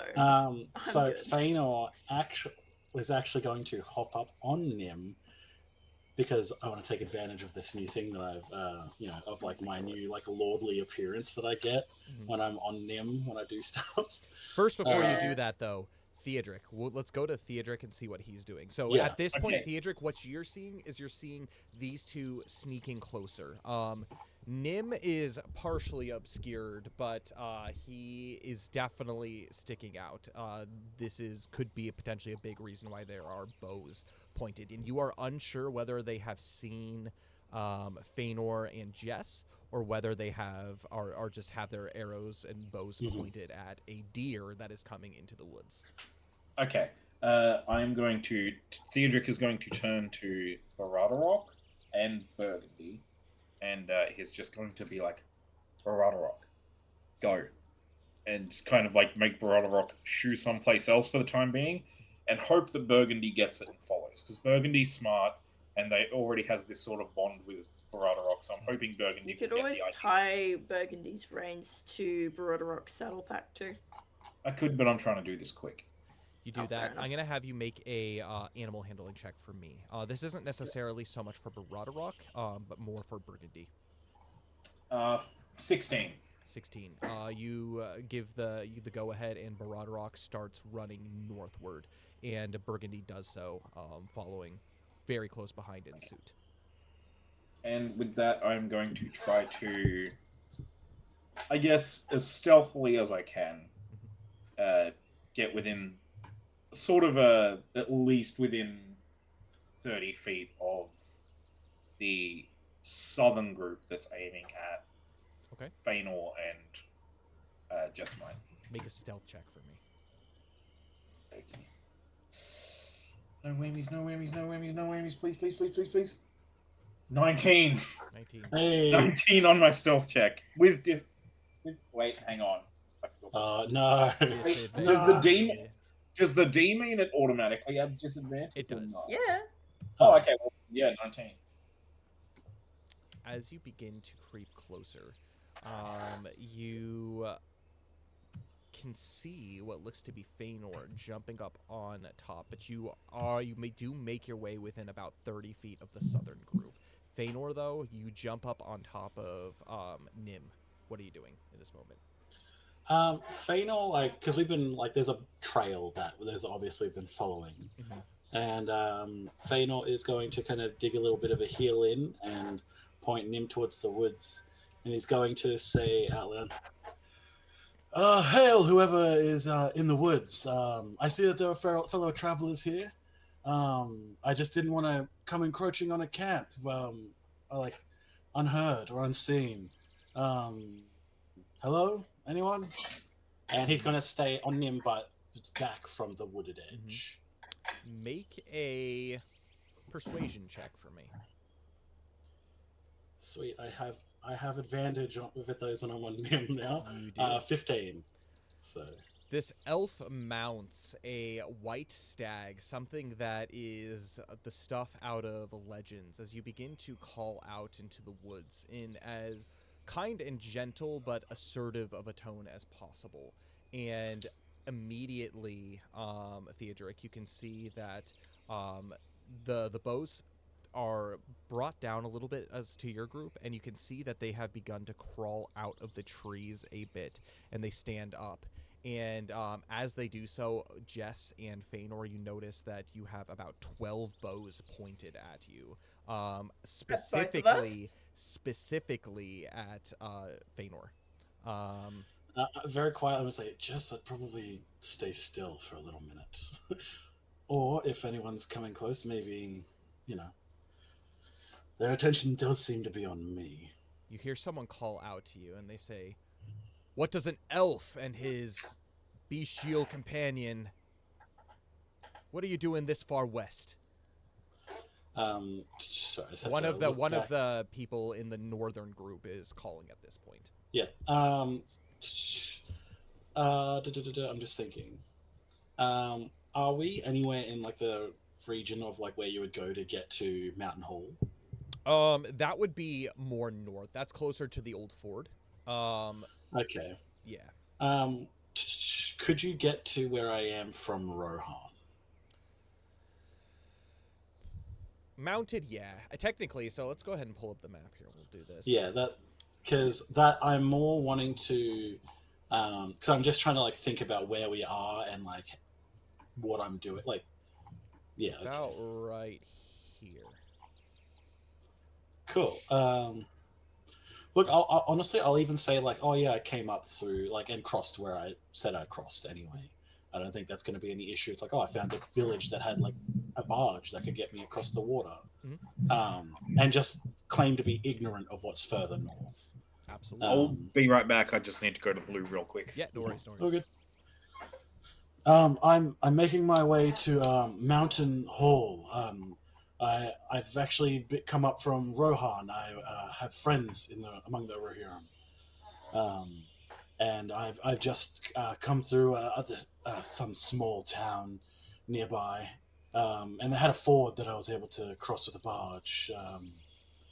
I don't know. I'm more used to the eastern sides of the Mirkwood and the south. I haven't ever really traveled this far west, but I was sent over this way, kind of as a favor from a friend.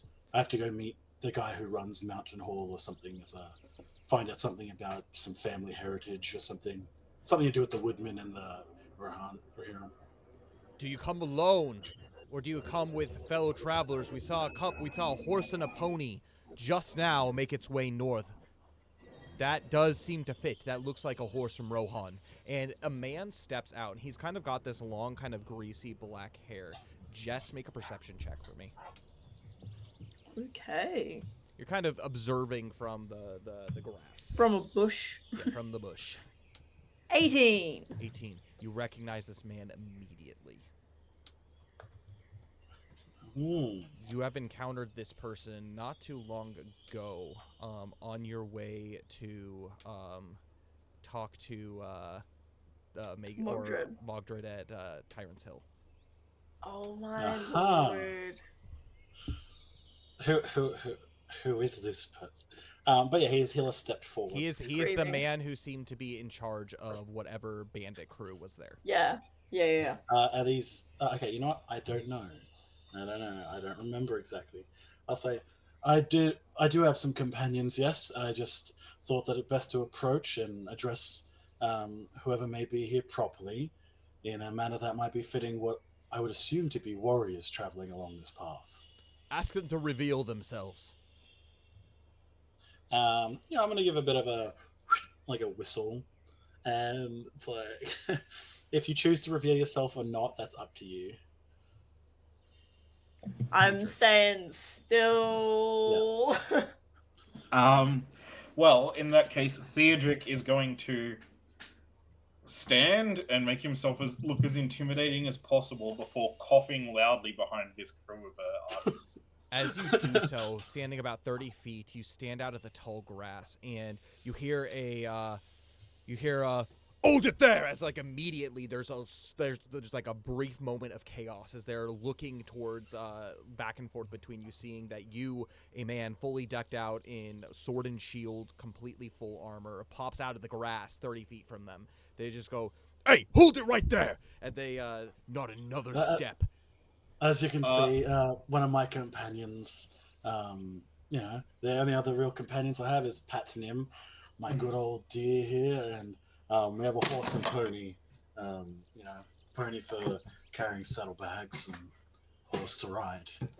But we saw a trail leading this way, and we thought it might be a good spot to camp or other travelers on the road. the ones that are closest to Theodric, they begin to talk amongst themselves, and they call out. They're not speaking to you, Feanor, but Feanor, you can hear this, and same with you, Jess.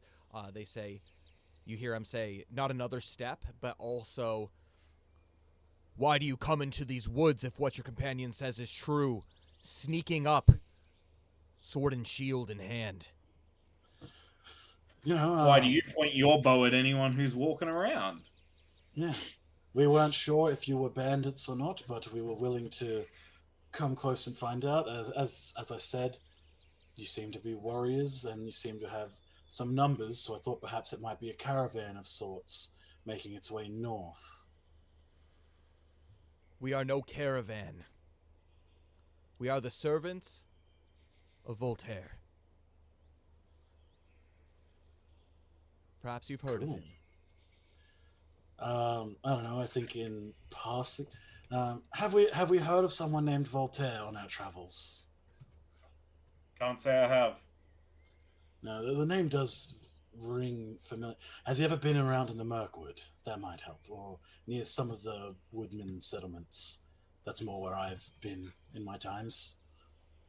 Voltaire's a lord that hails from the north. He's descendant. He's descendant of the captain of the guard of Dale, back in the days of Girion. He is rightful heir to Dale. So why is he here? Sorry, I don't know much the history of men. Dismount, please.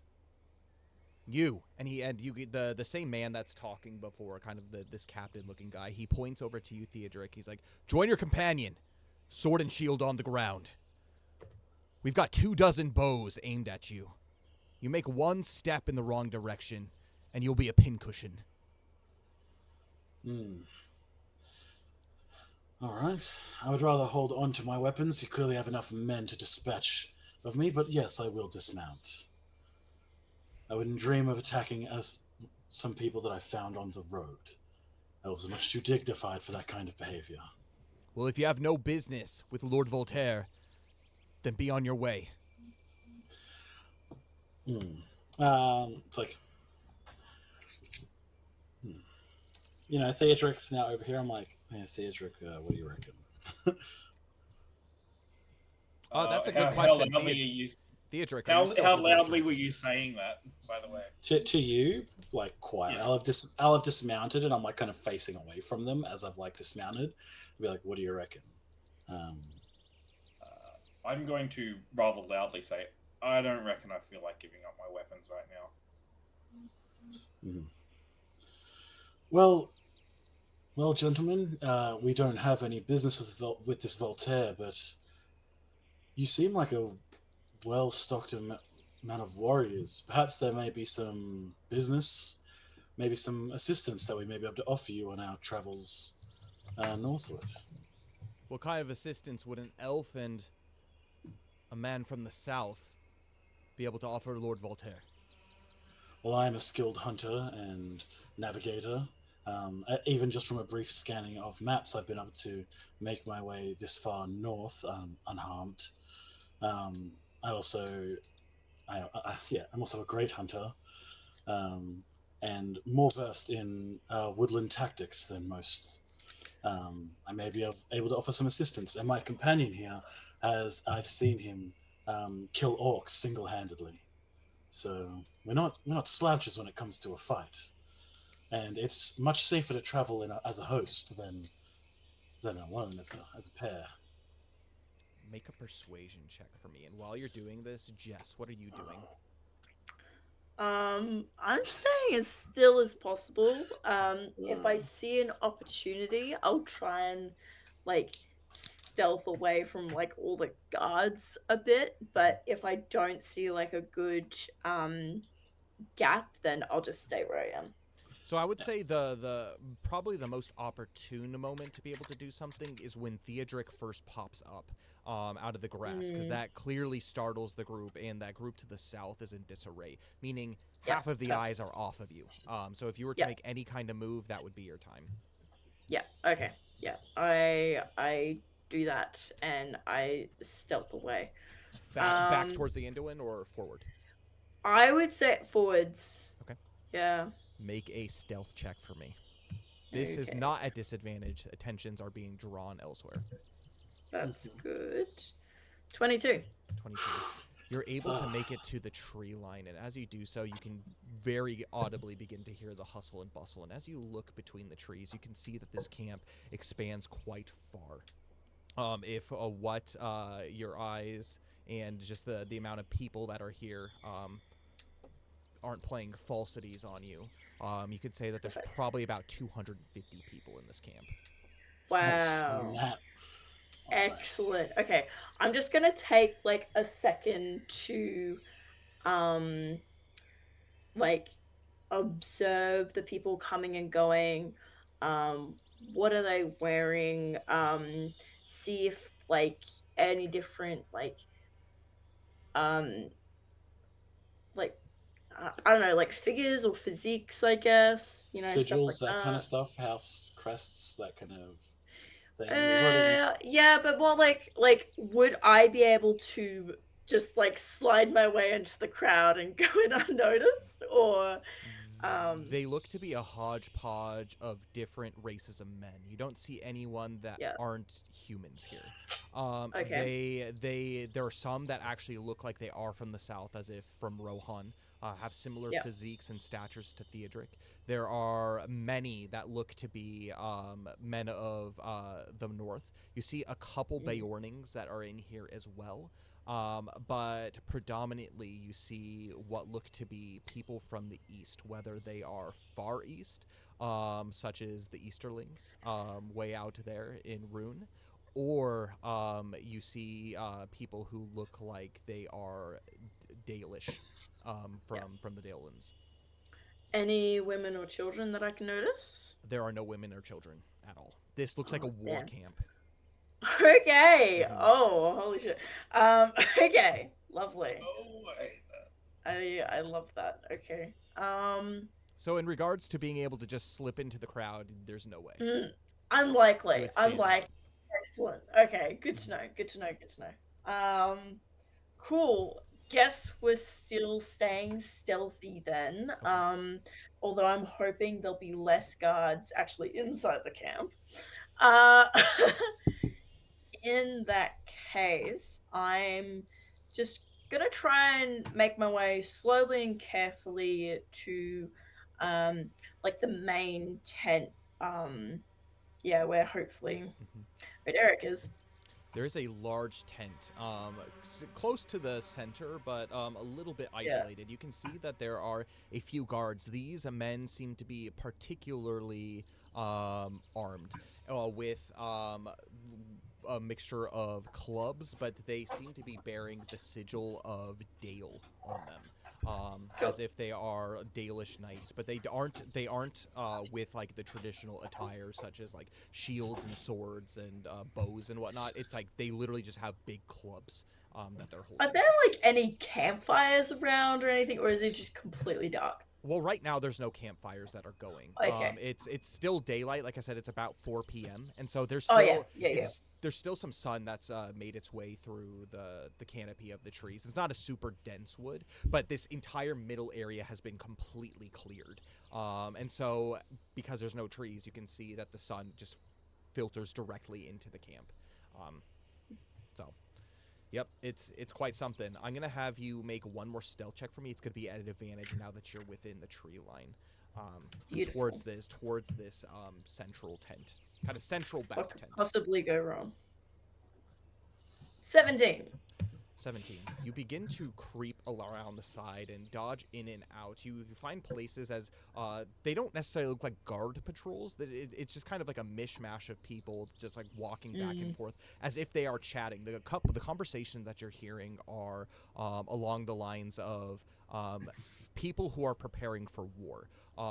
Just like the types of things that they miss about home, the types of things that they want to eat if they are victorious. But you can I hear, make special note of those. yes, and as they begin chatting, they talk very, very much filled with hate about the Beornings. They seem like they are going to war against the Beornings.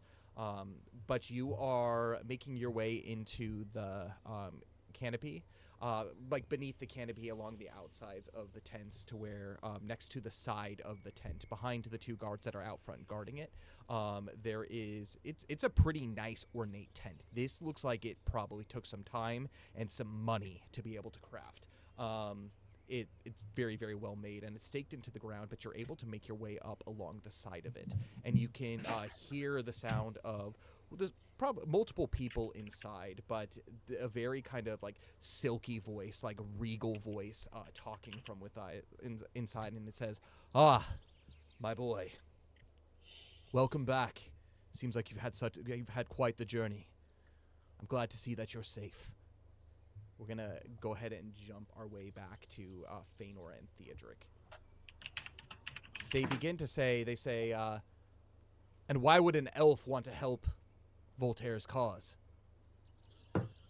Well, I don't know what your cause is, but as I said, there's safety in numbers, and to have seen me stealthing creeping up to your camp, despite my steed here and everything, who may have caught your eye first, means that you've got some skilled warriors here. We do. And that's always something of value.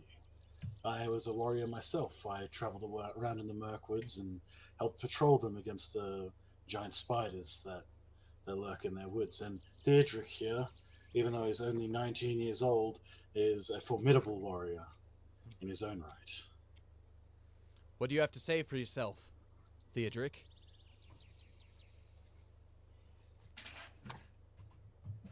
A lot of orcs around here lately. Safety in numbers. That is actually part of why we snuck up to your camp. Because as much as it seemed like people who were armed came through this way, we weren't sure if they were orcs, but when I got close enough to hear that it was men speaking, that's when I revealed myself. We are no friends of orc or goblin, but we do serve a cause. If you say that you can provide some assistance, or at least if you have anything useful to be able to offer our Lord Voltaire, I'm sure he would be more than happy to hear what you have to say and to hear you out. He's quite reasonable as a leader. I always appreciate that. Turn out like Theodric, yeah, I always appreciate that. Yeah, in a leader, being reasonable. If you are not going to surrender your weapons, I ask that you at least sheathe them. Oh, I never drew my sword. Oh. Yeah. Same. It's like I was like coming up diplomatically. Like it's like, perfect. Oh no, of course. No. And they need to stay that way. In fact, I think Voltaire will be quite intrigued to potentially add some new recruits to our ranks. And if not, at least figure out a little bit about who you are and why you are here. Okay. Yeah. Theodric's absolutely going to be playing the dumb muscle for now. Like, he's playing dumb. He's I'm actually going to lean over and whisper to Theodric. Like, it's clear that I'm like leaning over to talk to him a little bit.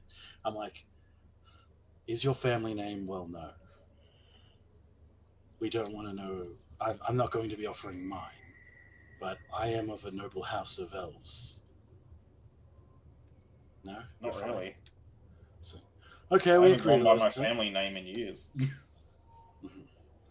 I agree to those terms. I'm sure I respect that as a warrior yourself, you recognize that not having your weapons by your side can make you feel bare, almost. And I swear on my honor as a warrior that I will not draw them unless someone draws blade on me. Sounds reasonable to me. And then he calls out, he says, Eldor, Grimslade, Krobin. And he, as he gestures, and you can see that 3 men emerge from out of the forest. The one of which seems to be taller than the other 2, and he is a man of Rohan. This is Grimslade.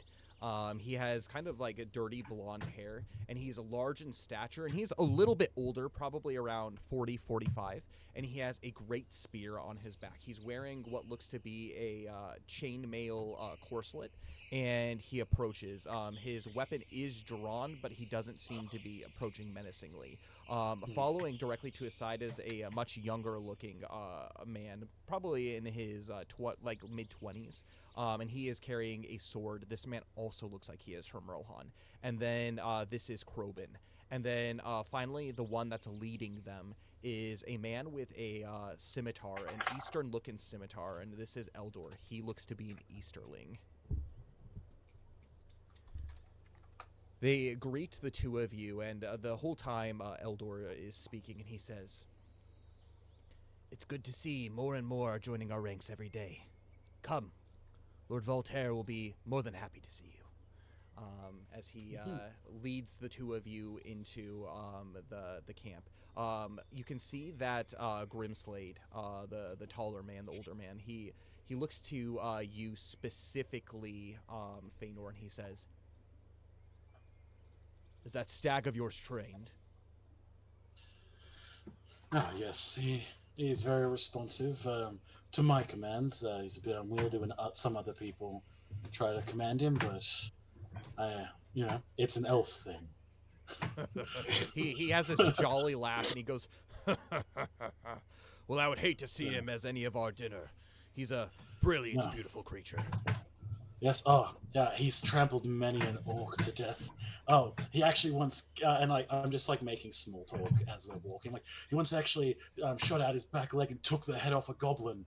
Oh, brains everywhere. That's what I like to hear. He's a pretty good warrior. And he points to his spear as he continues to do so. And as you're walking, Krobin, he looks to you, Theodric, and he says, "Oi. You've got a peculiar look in your eye. What family do you hail from?" Don't know. Don't know, eh? Don't care. Is that right? Well, who am I to question a man who is traversing the world looking for purpose? It's exactly what I did so myself. You know, there was a time when I would have done anything to become Marshal of the Rittermark. But politics, bureaucracy. I realized that would never come to pass. So I went seeking a lord who would be reasonable. Someone who would allow me to rise into the ranks to be able to find valor. At least with my bravery. I've slayed many an orc, many a warg in my time. I can tell you're a skilled warrior as well. Young in years, large in stature.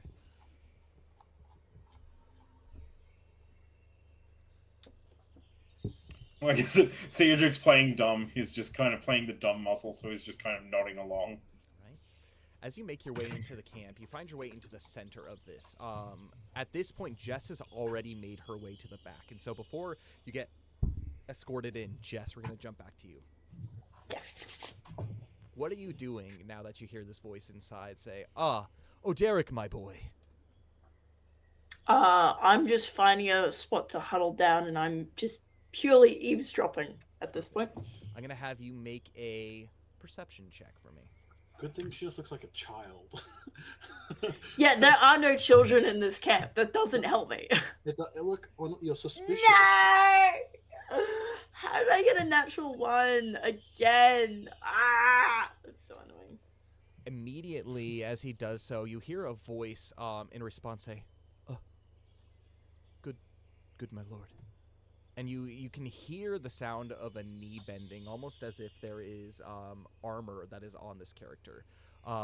This character of Oderic, and the voice sounds vaguely familiar. But after that, you can hear you can no longer hear as they begin to speak in hushed tones to each other. Okay. I'm feeling particularly silly today, so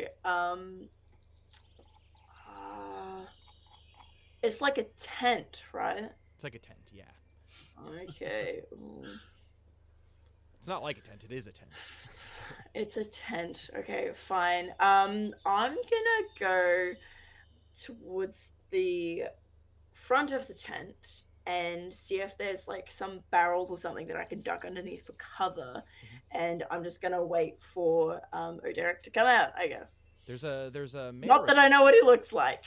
there's a manner of scatter that's around, crates and barrels, as specifically by the tent, this main tent, not Just so something with much, an but eye there's a line on couple. it. So I Yeah, there's a yeah, so couple that kind of yeah. surround like this main circle where there's a like rock where there's a great bonfire that you could tell probably goes up. But there's a couple barrels in there, filled with various goods. And actually, I'm gonna have you make an investigation check as you climb into one of these barrels or behind one of these barrels, whatever you want to do. Yeah, perfect. Yeah. I just We're want being to interrogated, and Jessamine's playing Metal Gear Solid. Oh yeah. I need a What's cardboard Get a box. Yeah, so my basically my goal is to still have an eye line of sight to the front of the tent. So when I see someone coming out in that cloak, that distinctive cloak that we have been tracing, Mm-hmm. I will want to follow him Mhm. around the camp. All right, investigation check for me. Perfect. I have a -1 to investigation. Screaming. 7. 7. You have actually seen barrels like this before. There is a emblem of something that's on it, and it is the emblem of, it looks like a town on a lake. This is clearly from Esgaroth. Huh. You've never been there, but you've seen these barrels come through, and there were actually a few of them that were on Baldur's caravan. And so you do recognize this as being from Lake Town. And as you look to your side, you can see that everything has different emblems on it, almost as if it is either been brought here or purchased Or to some looted. degree, or looted to some degree. But you duck behind or inside, depending on what you want to do, and Probably behind. Yeah. keep your eyes on the tent. Fortunately, you find a decent place where it's like kind of cracked in a crevice of that. But probably a minute or two passes, and you can see actually walking right towards you down the center of the camp is both Feanor and Theodric, and they are being escorted, not in cuffs or bonds, but willingly escorted into the center of this camp. And we're gonna go back to the two of them. If you Interesting. Yeah. had your chance. But I'm talking to this guy. And he's like, "Yeah, in my years." I'm like, "Oh, what? You couldn't be more than 35, 35. So, have you had many years of fighting?" 42. I've had Nah. plenty of years of fighting, and he begins to tap his tummy a little bit. It's been quite a few years since I've been able to ride like I used to, but that doesn't keep my spear arm nice and sharp. Let me tell you that. No, I noticed that it's an impressive weapon that you have there, like gesturing to my own great spear. I'm like, I see that you're also a fellow admirer of the great spear.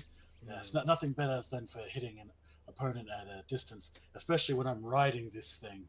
Being able to hit an orc straight in the faceplate. There's nothing better than skewering an orc on the charge, shish kebabbing it, as I say. Yeah. But I'm also gonna just make little comments. I'm like, no, this is a very impressive camp.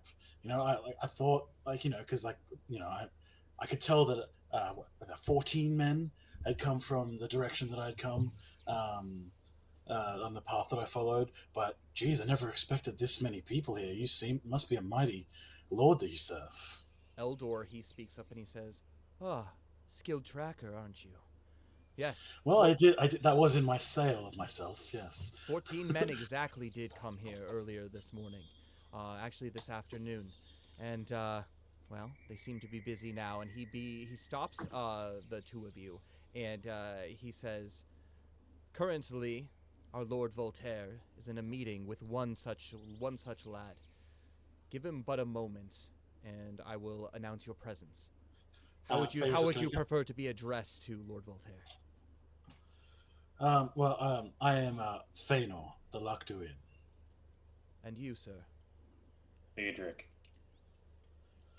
Don't mind the help. And Don't mind the help. He's a bit of not much of a talker. Good for fighting, but not much of a talker. He looks. Feanor thinks I hit things. he looks and he nods, and then he examines Theodric up and down. And actually, Theodric, you stand about eye to eye with this man, and he looks you up and down, and he says, "Impressive gear you've got there." And his eyes seem to be peering around the back of you, as if examining your sword, examining your shield, all of those things. I have a question. Do you still have the Dale shield, or does Feanor have That is on my person. Thank you very much. And it is I've stowed just away got my because great shield. it is stowed Oh, away yeah. because I have my spear as my main weapon. So Incredible. So no, it is not on us. It's perfect. In his pack. Perfect. And he looks and he says, "Come well armed. Lord Voltaire will like it." And then you wait for a few moments, and as you can hear everything that's going on, you are definitely close enough, Jess, to be able to see this. This kind of almost friendly chatter back and forth. And after about 15 minutes, a man does emerge, and to all of your, well, maybe not surprise, this man seems to be wearing the Beorning cloak. But much to Jess's surprise, you absolutely recognize this individual as well. Oh my god! This was the quiet boy that was sitting, that retreated westward, that you had met all of those months ago. He was the first one to be able to escape when what's her bucket? Why am I spacing her name? Dagmar came in with her troops. He was the one who escaped. That imprinted. And was that during your one shot? Yes. Yeah, that Yes. was during the Yeah, one this shot. is during my one shot. Okay. It's all coming back, baby. Full circle. is he a considerably large lad? He is quite broad and strong. If anything, he actually probably rivals any Beorning that you have seen. And clad in armor, he isn't clad in full armor. He has leather armor, and then he actually has some iron greaves that he's wearing as well. Feanor's gonna comment. He's like, "Oh wow, he's a large one." You know, I've gotten a little bit used to the Rohirrim, but geez, he's huge. He It's kind gonna of be like an side impressive eyes warrior at you. some point. He kind of side eyes you and like is very clearly looking down on you, like physically down. Kind of side eyes you, and he gives kind of like a little like half smile as he continues to walk into the camp, and he is actually greeted by the greasy-haired individual that had confronted you at camp, and he says, "All right, now, time to go to work." And the two of them kind of walk off into the camp together. Did he have the I will sword on? follow at a distance. I'm gonna have you make a perception check for me, Theodric. Feanor, if he's not on him, Feanor's like, he definitely gave it to this king, right? Like this Okay, lord. shit. Yeah, I didn't see anything. I got a 2. Yep, you did not see anything. Okay. Yes, and so you're gonna follow Oderic. Perfect. I'm gonna have you At a make distance, but yeah. I'm gonna have you make a stealth check for me, Jess. Is it still at advantage? Yep, or is still it at just advantage. Sweet. Oh. You're kind of in like the dark cover of like the trees and stuff 20. now, so You've navigated around. 20. 20. Not that. You easily follow, and as they begin to make their way southwards towards camp, towards kind of an outlying district of it, this area specifically, it looks to be set up as if there are almost kind of like a postal service in a way, where there's like kind of stands with like 3 or 4 ravens that are there, and you can see that there's a couple handlers that are there, some people that are actually writing notes in order to send off with the ravens. However, Oderic, he takes a right and he starts to make his way westward in the camp, kind of to the back southern corner of it, to a small tent to where he is sat down, and this man begins to interrogate to a degree, but starts to ask very, very specific and pointed questions. And you wants a debrief on what happened while he was away. Exactly. And the questions that are brought up are basically threefold. One, it's like, what took you so long to return? And Oderic, he takes a second to be able to answer this, and he says, I was caught up. I clearly, I was scouting the Beorn's settlement, and he looks nervous as heck under the eyes of this captain. And he's like, all right. So you made your way all the way up to Beorn's. All right. Is that where you got this cape? He nods. Yes. Oh. He smiles, a wide, kind of toothy grin. Did you return back home? How's Stonyford doing? And Oderic, he looks up to the mention of Stonyford, and he looks back down, and he says, "No, I didn't go back home." And he says, the man says, "Really? Even to see your dear sister?" And Oderic, you could see that there's like a petrified look in his eyes, and he said, "No. She thinks I'm dead." Oh. I'm gonna have you make an insight check for me, Jess. Okay, let's go. Not the most insightful. I got a 2. This guy's clearly scheming something. Oh, clearly. That's what a 2 insight will do for you. He says, He's definitely scheming. That's "Well, we've got training to do. Seems that arm of yours is a little worse for wear." And as Oderic looks down, his left arm is wrapped in a bandage, and you can see that there is quite a bit of stained blood. He's like, "All right, let's clean that out first." As he sits down and he begins to unwrap it and begin to tear some cloth, and he basically goes into a jar and pulls out like this white poultice and slathers it all over. I'm gonna have you make a medicines check for me, Jess, to see if you have any idea what this is. slightly good at medicine. 19. This is a makeshift. It helps aid in healing process, but this is a poultice that is made out of goat's milk and mixture of different kinds of commonly found weeds. Yeah. And he begins to wrap it around, and Oderic, he doesn't even wince at all, almost as if like he's just kind of sitting there with like his arms on his knees, and he's just kind of hunched over, just like looking forward, like very little emotion on his face as this is all happening. And with that, we're gonna jump back over to Feanor and Theodric.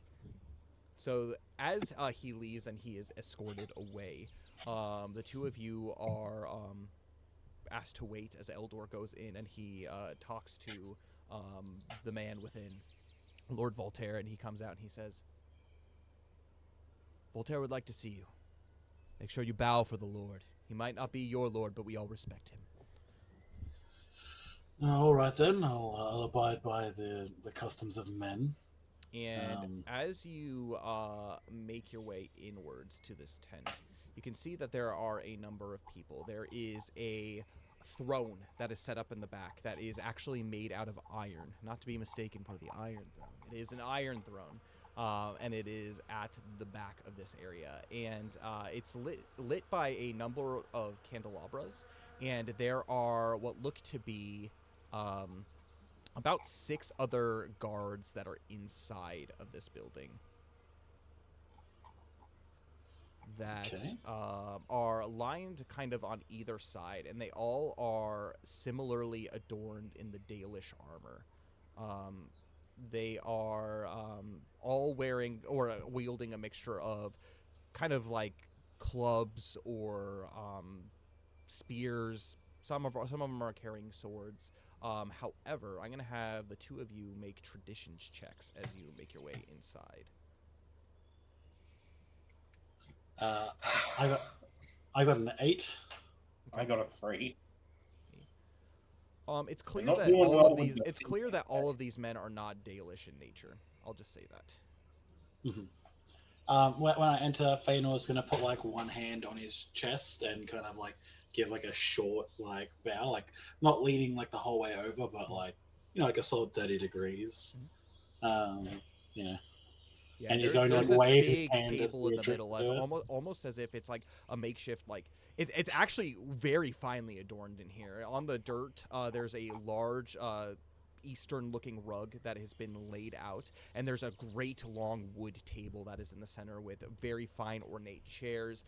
Some of these have like upholstery and everything. There are shelves with books on it. There's all kinds of storage, almost as if this has been like this is like a study, a eating place, and you can see on the table there is a jug of wine and an empty glass. But sitting on the throne, you see a man sitting upright, very lordly, and he wears this long kind of purplish cape, and he is very clearly wearing Dalish armor. However, this does look outdated, almost as if it is many centuries old.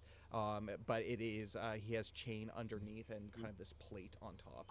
He has his hair kind of messily falling over his shoulders, and he looks to be probably in his early 50s, if you were to guess. Some gray every now and then. He has this kind of large Dalish nose as well, but he's finely trimmed as he looks to you. He kind of gives a soft smile, his eyes almost gleaming a little bit, and he says to you, "Ah, what a rare pleasure to receive guests into my humble abode. Please, make yourselves comfortable," as he gestures to a couple of the chairs at the table. Please Also, make... Theodric did bow as well. Okay, perfect, Yeah. perfect. I reckon that Theodric, like Feanor's going to like gesture for you to like follow him, almost like you're his servant kind of thing. But he's going to gesture at like a chair next to him for you to sit in, so that we are next to each other. If something does happen, we can defend each other. Yep. Does that look good? Yeah, I would definitely place myself closer to the Lord. Okay. But yes. Thank you for taking this chance to meet us. Wasn't sure how we'd be welcomed or greeted when approaching. I didn't realize of such a large encampment or of apparent such note. Forgive me if I don't know the customs of men. I have very rarely met a lord. Well, you must have traveled far to come here. And he looks over to Eldor, who says, "Sir, this is Feanor the Lochduin and Theodric." And he stands up and he wanders over to the head of the table. He puts his hand on the table and like looks the two of you in the face, and he gives a big jolly smile, and he says, "Well, I can only imagine what tales you have to tell. Sorry if my men gave you a bit of a fright out there. You know, we're welcoming to those who aren't threatening our borders. But tell me, Theodric, Theodric and Feanor the Lochduin, what can I do for you? What brings you all the way here to my encampment?" Well, me and the help here were making our way up from Rohan. I hired him down there. One of my friends that I know down. Sorry, I just need Rohan names generator. Because this is. I was thinking about this before. Yeah, okay. I was actually hired by a friend of mine who I know. He's I don't know, mid-40s, mid-50s. But anyway, he was trying to find out. His name's Gafara. He was trying to find out more about his heritage, and knew that the woodmen and stuff had like some like history. They like were once like the same peoples. I don't know. It was all before my time. So I was making my way north, but we've encountered many orcs and goblins, and when coming up this way towards Mountain Hall, I saw that there was tracks of 14 seemingly decently armed men making their way in this direction. So I thought it might be an encampment that we could either stay at for a brief while, or a caravan that we might travel with further north. Oh. And then when your men told me that there was a lord here who might appreciate some assistance, I thought that my companion and I might be able to potentially make some extra coin, or offer whatever services we may in exchange for a place to sleep and eat some food to eat before we make our way further north. No other reasons. He's smiling. He tilts his head to the side and he smiles as he stands upright again. And he puts his hand on a sword that is at his side, and he looks to you. This is the gold hilt of the sword that had been taken from Maravich.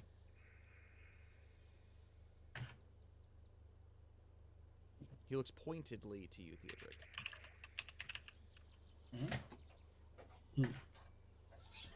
I missed that last bit. I am sorry. Yeah, no worries. He said, you didn't come for any other reason.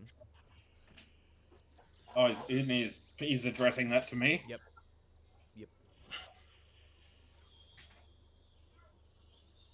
I follow Feanor. He does the thinking. I do the hitting. Well, impressive you are, but what's more impressive is if you put a little bit more thought into the things that you do. Following blindly is a great way to get a knife in the back. Let's just say that. But enough about that.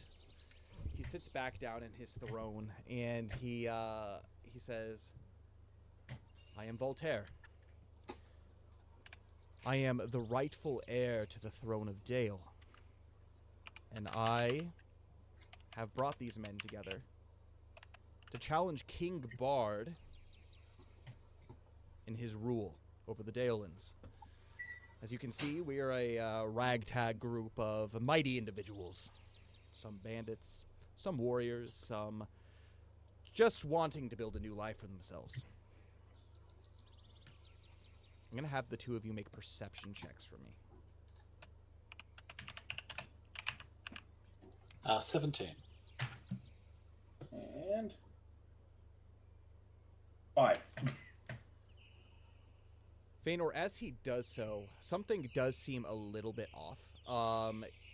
He is a lordly in pretty much all of his appearances. However, you've never seen this before on any individual, particularly someone that is a lord. He has what looks to be a velvet sack tied around his belt, and it's hanging down, and it is actually quite large, probably, in real life terms, probably a little smaller than like a watermelon size, just hanging off of his belt. As he sits down, it doesn't seem to be too heavy as he's walking around almost as if unimpeded, but he says, "I will have you know, not only am I the rightful heir to the throne of Dale, but I am known by some as Voltaire the Bloody."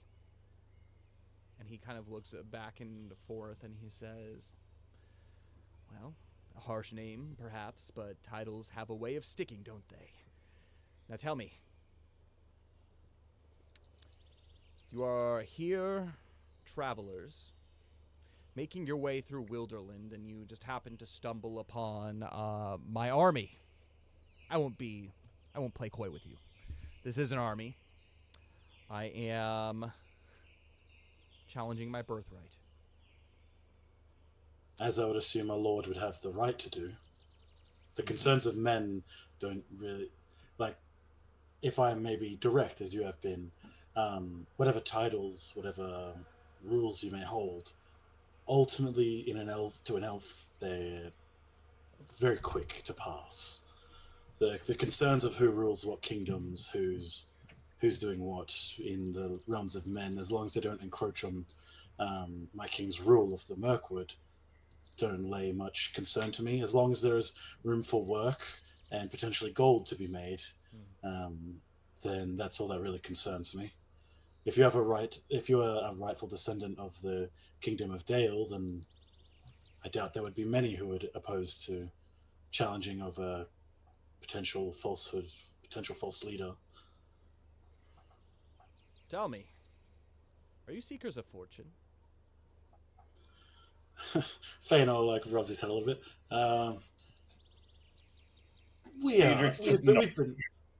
We've been known to do a little gold, do a little bit of work for gold over the time that we've known each other. Actually, Theodric here did actually join me on one other mission. We helped a scholar traveling around in the Woodman area, another elf actually, and we did some protection work for him. But it was just because we then went to Rohan to actually drop this lad back off that I met my friend. And because I was heading back north, he paid me some gold, and with promise of more when I return to gather some information. I see. It seems that the two of you have interacted with woodmen, clearly Rohan elves. Are there any other stories you have to share? You see, I have a keen interest in stories. Everyone has one, and each tale holds a kernel of truth that can be quite enlightening. So, let us share. Tell me your story, and he points to both of you.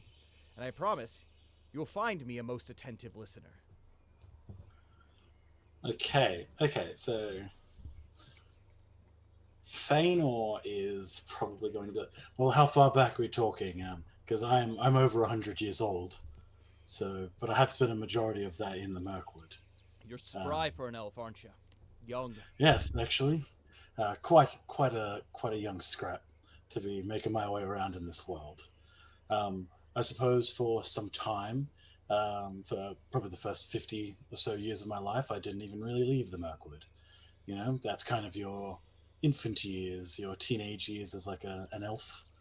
Um, but I worked as part of the guard and part of the patrols that made their way around the Mirkwood until actually the Battle of the Five Armies, where I was responsible for defeating an entire host of orcs and goblins by burning them alive and burning down their means of further reinforcing the orcish armies in the Battle of the Five Armies. He widens his gaze as if impressed. He's in a relaxed demeanor. He's just listening. He's taking everything in. And actually, that's why my namesake, the Lac Duin, is the burning river in Sindara. You know, didn't really have much more of a name to myself before that, but I earned that one. He chuckles but to after... himself and he says, Theodric, is it? Your Patsy. He hasn't earned a name like the Lac Duin himself yet, has he?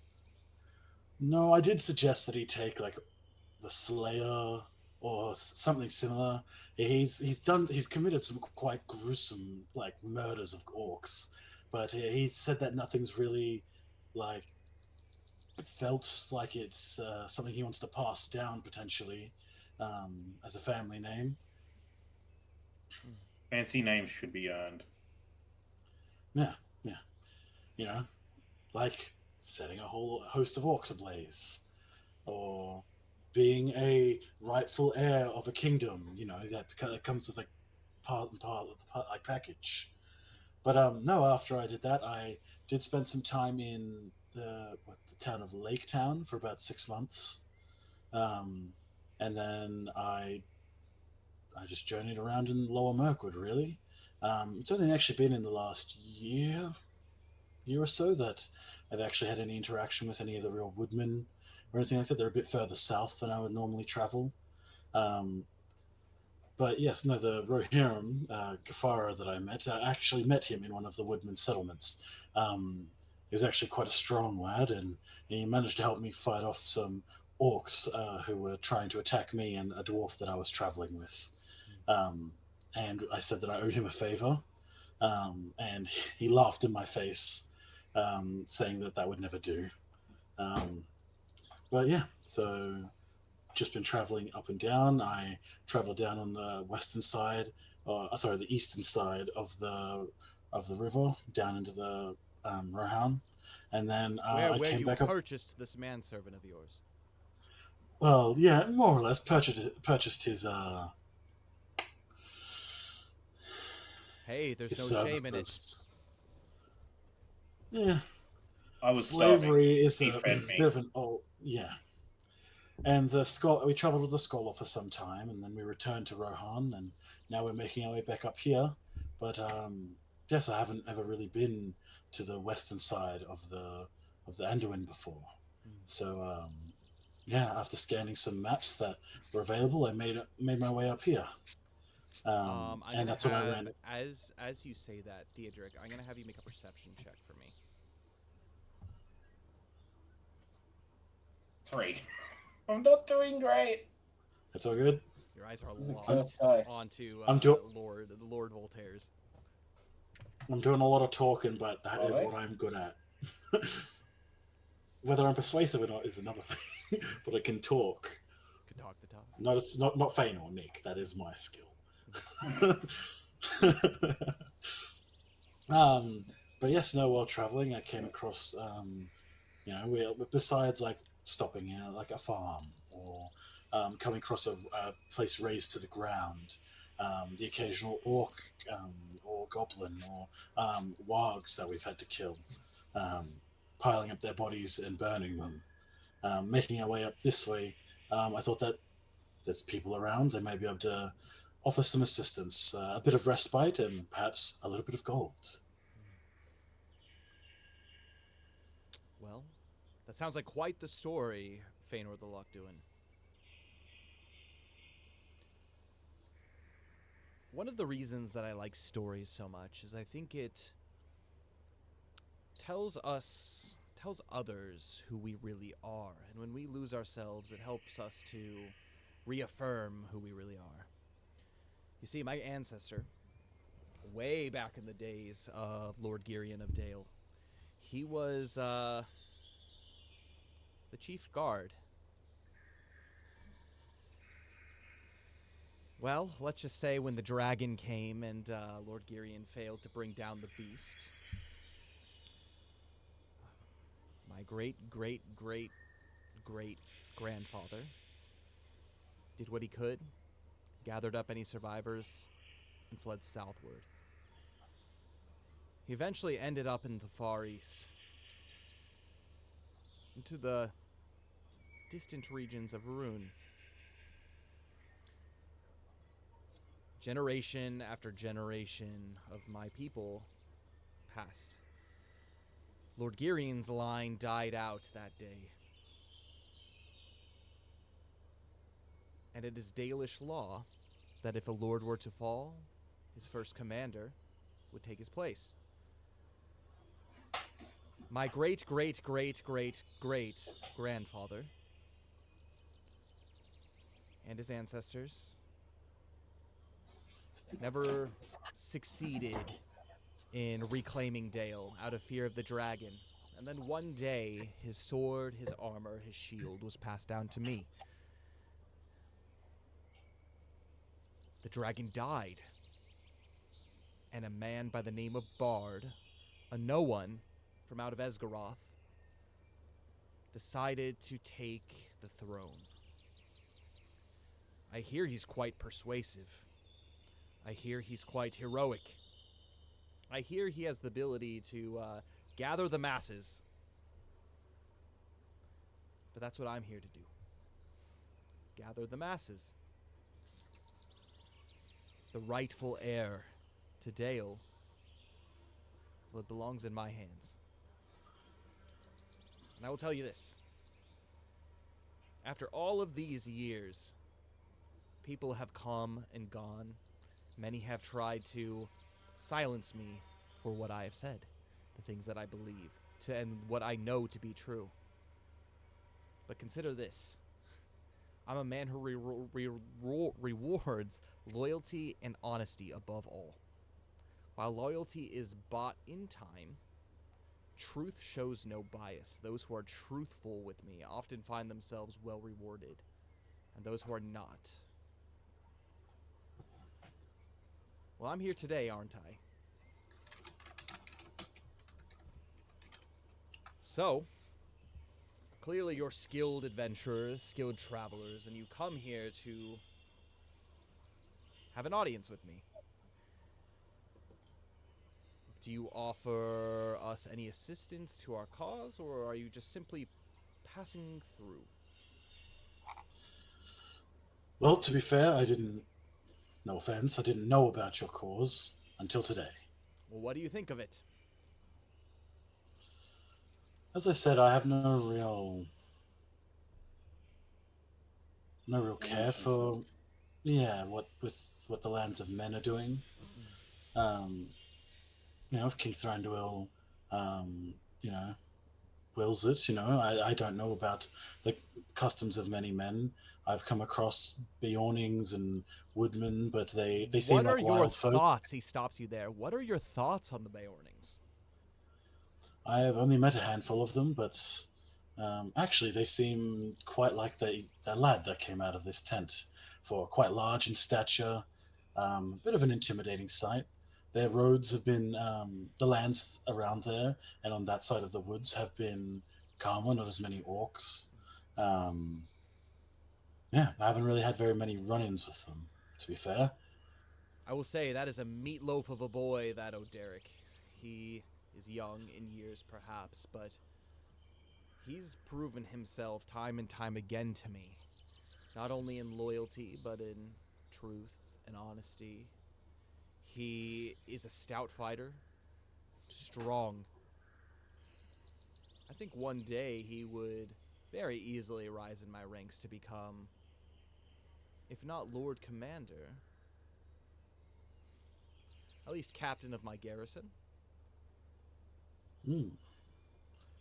Positions like that are available for those who are skilled in combat and rise through the ranks, are they? Indeed. Indeed, and he came bearing gifts, and he pulls out the sword from his sheath. This is none other than Maravich's sword, and he puts it down on the table right on top of the map that is there. And it is, with your attention drawn to it, it's very clear that upon this map you can see that there are two circles that are drawn on this place. One of which is circled around Stonyford, and the second being Beorn's homestead. And there are a number of numbers that are scrawled down in the Dalish, or numbers and words that are scrawled down in the Dalish handwriting, as it were. And he says, this was a gift of loyalty, a gift of, duty. Oderic has shown me that he has earned my trust. He has proven his strength. And one of the few things that stands between me and, I set on my true home, Dale, is the land of the Beornings. In the years since the fall of the dragon, Beorn and his people have grown in number, they've grown in skill, and they've grown in stature. This, as you can imagine, Beorn has a kindred, a bond with Lord Bard. If we can take out the Beornings, he will have, King Bard, that is, will have one less ally in the fight that is to come. Hence my question. What are your thoughts? I seek to not just destroy the Beornings, but to utterly annihilate them. I wish to hang Beorn's head on my belt. Will there be any elves that fall casualty to this? Beorns are a race of men, are they not? They are. Depends. Lord Thranduil has long been distant from the affairs of men. From what I understand, he has no care for the rulers of Dale. He has no care for the dwarves. He only seems to mind his own self-preservation. If I were to take the throne in Dale, I would see that he would find no problem to it. That is, if we leave them be and leave them to their own business. As long as, I believe me, I speak as just someone who has been present in the cities, and I don't have much experience with King Thranduil himself, but his attitude has always been, as long as the eastern front of the Mirkwood is secured, then he hasn't really had much care for who ruled it. When Smaug the dragon was there, it kept people away. Wait, no, am I thinking of the map incorrectly? Or no?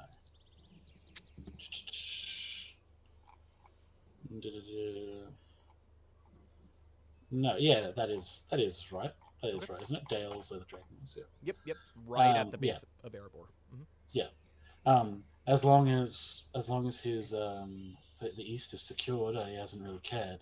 When the dragon was there, when I was young, um, it stopped people from coming in from that way. Things tended to avoid the area.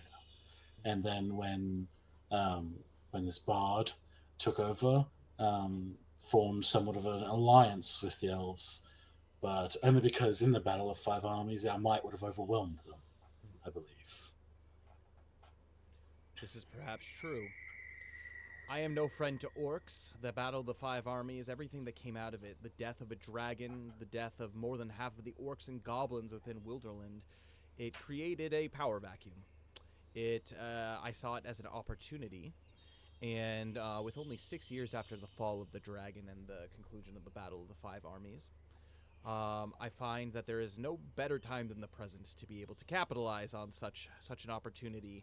I don't want to wait more years than I have to, especially as Bard's allies continue to grow in strength. As long as Thranduil remains, if an ally, a distant ally of King Bard, I will have no issues with the elf and their people. Then do what you wish. I have no real care then. As long as my brethren and those of my ilk left to our own, I don't see any real issues.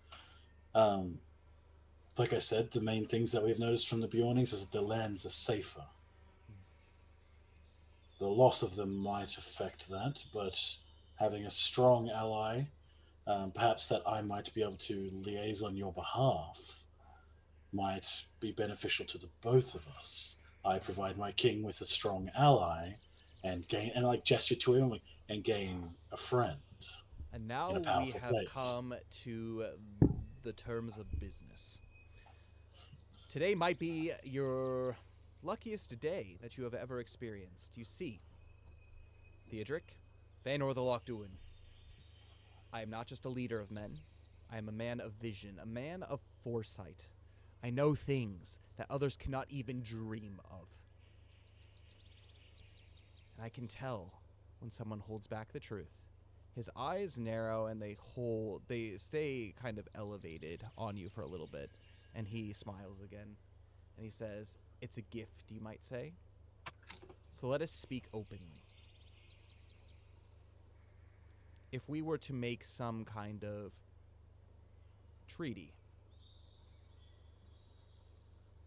what would you ask of the Lord of Dale in return? What prize would be big enough to unite my new kingdom and the realm of the elves? Or at least keep each other from being at each other's throats. Allies would be good, but indifference would suffice." The woods have Feanor actually sits and he thinks, probably thinks for probably a solid 30 seconds, in the quiet, brow furrowed. There is a darkness that has come upon the woods in recent years, a shadow that grows there. If the might of your men were to grow, as you seem to have a few hundred men here, but if you were to take over Dale, you would be the lord of a great host of men. If there was perhaps parts of the woods that your men were in charge of to help clear out, I'm sure that my king would be willing to make certain concessions and probably offer you certain treasures and wealth. You'll be a king, but there are certain things that long-lived races, certain magical artifacts, certain insights into the world that only an elf of such royal blood as Thranduil would be able to offer. His eyes flash for a second. I'm going to have both Theodric and Feanor. I'm going to have the two of you make insight checks for me. I'm pretty much falling asleep here, so I have to go. Sorry, I have Sounds work good. tomorrow. Yeah, no worries, no Oh, worries. Thank you so much Yeah. for hanging in there. Appreciate it. Yeah. Thank you. Have a great rest of your session, and try not to die, you guys. I'm trying so hard. You are. You're You're doing BSing so your ass good. off. You're doing so well. I just wish I had more of a consistent story. Thanks, Spider. Yeah. Appreciate it. Yes. But I got a 15 on my insight, and I believe Theodric got a 14. Okay. 13. 13. There's an eye of overwhelming greed that fills his eyes, but it's immediately replaced with a sense of calm. Hmm. And if for just a split second, you could almost tell, you could almost see that he is, it's like an almost like green flash that kind of just whoosh, glazes over his eyes, but he looks to you and he smiles and he says, magic treasures, the tales of legend, the tales of elves, the tales of dwarves. That would be a kingly gift. Especially if, you know, if you are able to offer Thranduil something that is more enticing than what this current King of Dale can. As you say, apparently he was a no one. I have heard that Bard killed the dragon. That, you have to admit, comes with that brings some level of power, some titles to it. But a Some true level king of a luck, land. some would say. True. Luck that I hope to capitalize on. And if a true heir, a true king were to come along, elves, I'm not sure if you know, I'm not sure what your experience is with them, we trace our lineages. We trace our bloodlines all the way back to the first elves of the first age. So we can appreciate a bloodline and oaths and pacts made. I'm sure if you're able to find evidence of elves once swearing an oath to the true line of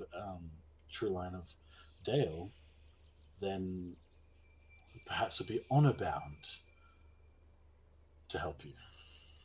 I find that hard to believe.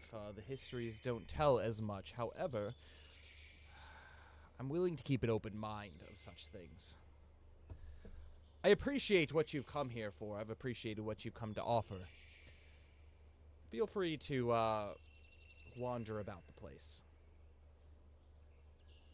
If things do come to pass the way that I see them coming to pass, the two of you will share in the wonderful riches of a united front between elves and men in the north, none that anybody has ever seen before.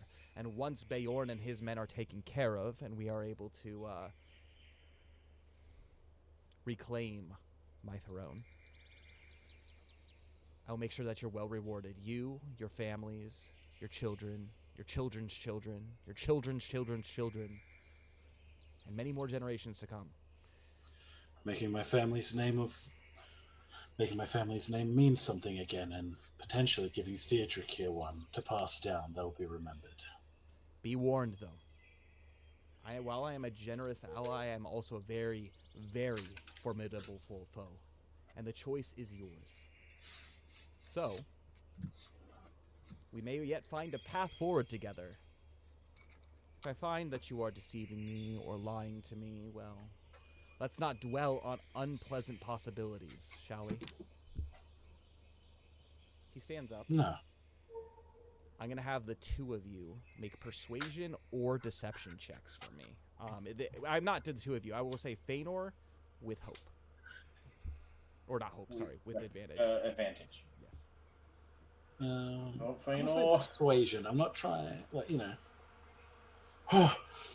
Nat 20. It's a 19. It had a -1, but it was a nat 20 on the roll. Enjoy yourselves.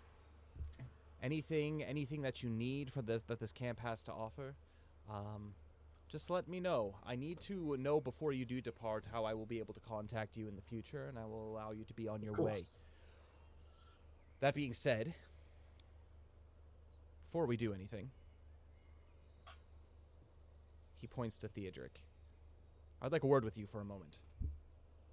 Man to man. Okay. All right. As I said, I'm like, all right then. We'll probably stay around for a couple of days at the very least. If there is actually anything that I may offer, any way I may offer my services to you, in the coming days. I'm sure your men will know exactly where I am, so send for me, and I'll offer whatever assistance I may. Indeed. Indeed. He stands Cool. and he pats you on the back and he says, "Splendid. Splendid indeed. It seems we have kindred among us." Well, you have the look of those who understand the world as it truly is. Not as the bards and the poets would have us believe. Strength and ambition, that was what will seize one's destiny. These are the qualities that I admire. I'm not content with mere survival, nor with the petty squabbles of lesser men. No, I have grander visions and great aspirations, and together, I think we will do such things as that. And the village of Stonyford is but the beginning to paving the way to the rest. Well, to reclaiming my throne. Thank you, Feanor the Lochduin. And Theodric. Have a seat. There's some wine. Would you like some wine? It looks like you're barely old enough to be able. And as he's saying this, as you're being escorted out, Feanor, he's saying this. I see you're barely old enough. You just have the first few chest hairs of adulthood. Enjoy it. These are great times. As he begins to pour a glass. Do you accept it, Theodric? Yes. Perfect. And Feanor, you have officially been escorted out. At this point, I'm going to do something a little bit different here, and I'm going to actually ask Spider the same. I'm going to have you actually, Nick, hop off for the night, and I would like you to not listen to the stream.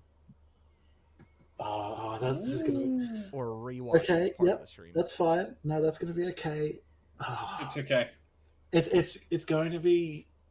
This is going to be very fun. Like I'll just say this before I duck off. It was a great session. It was so good so far. Yes. I won't hold you up too long because it is getting late. If you could in the Discord server, if Spider is still listening to this, ask her to turn it off and whatnot. I'll send a little message. Cool. But no, I was just talking, trying to make something up that sounded half real. Theodric, don't screw it up. It's okay. Theodric is going to stick to his guns and play the dumb muscle. Keep track of everything I've told you. Just like me with like all the string, like making out a huge net on the wall. Like, here's our basic plan. But okay, I'll send a message and I'll hop out of the stream. Awesome. Good night, y'all. Good night. Have a good one. I am Thank you. terrified of what's going to happen. Next session's like, you're beheaded. It's like, oh, no. Crap. I hope I don't screw up that bad. Yeah, I'm gonna find your head in the sack on his freaking belt. Oh God. I hope so too. And while you do that, we're gonna jump really quickly to a brief break. I need to go take a bio break before we conclude the stream with. I'll stay here then while. Absolutely. We're gone. But yeah, so what do you think? I've been sketchy of this dude the whole time. I reckon he's straight up. This is the dude that Maeglin was talking about in Vigland. Vigland is the dude who was up north. Was it? Yes, Vigland was the guy that we. I reckon. Okay. Well, I'm going to quickly look at my notes. Okay, I think you're right. Vigland sounds very familiar. I reckon this dude's straight up a human supremacist. And he's straight up going to be like, I don't. Vigland, King of the North. If you have to mention, no, it's fine. But no, Vigland is the king in the north.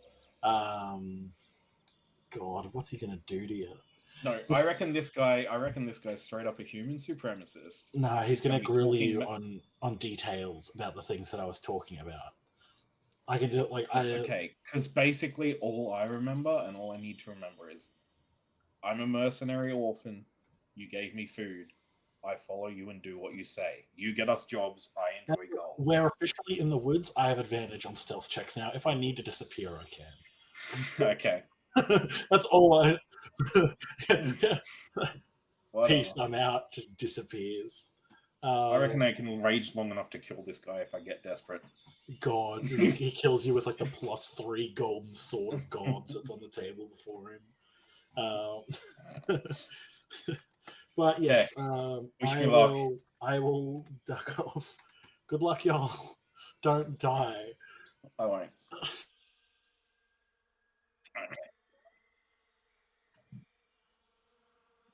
It's all good.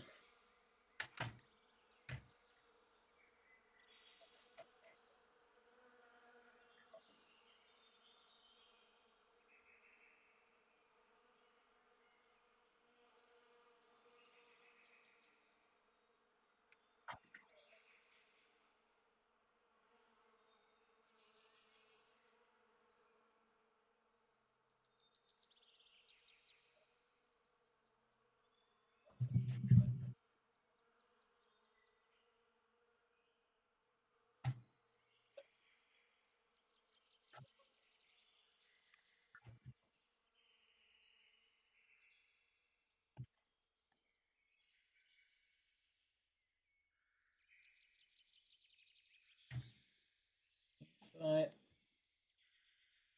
6.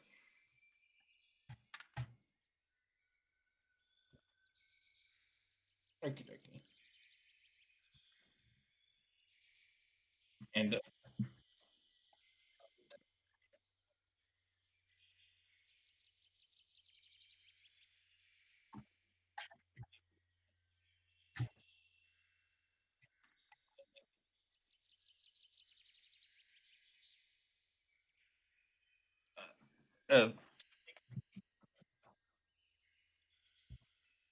And uh, Theodric's going to thank him and have a couple sips as well.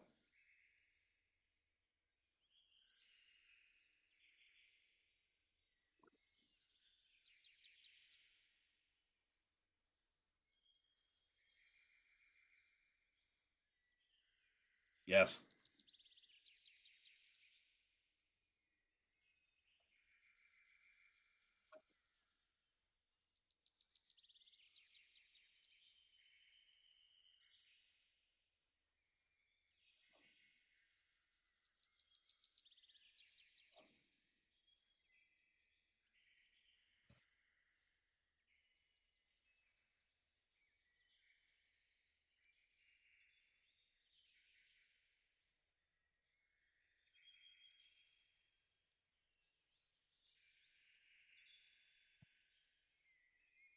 Yep.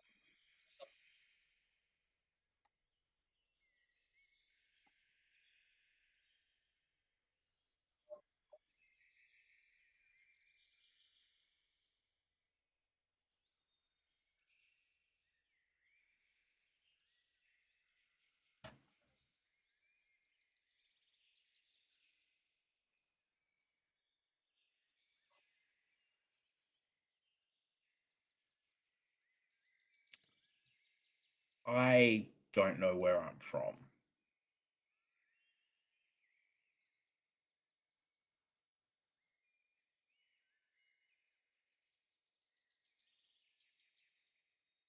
My parents died when I was young. I don't know where they were from. I don't know where I'm from. How do I know where I'm going and what I'm supposed to be doing if I know nothing about my past? If I know nothing about the man that my people, who my people were, who I was supposed to be.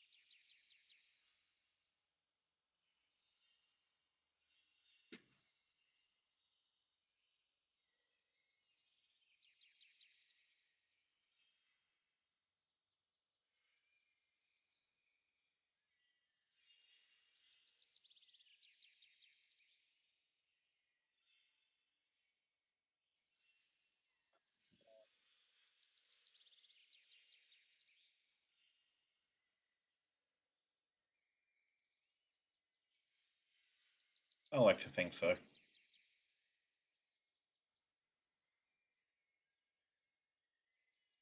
I'm not so good at knowledge.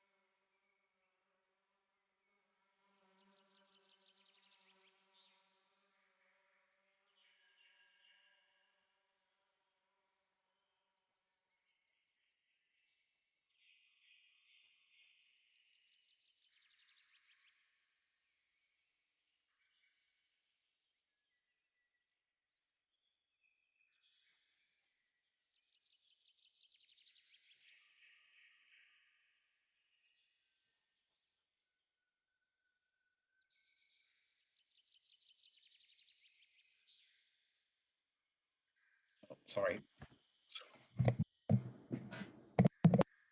Here we go. Mostly honest.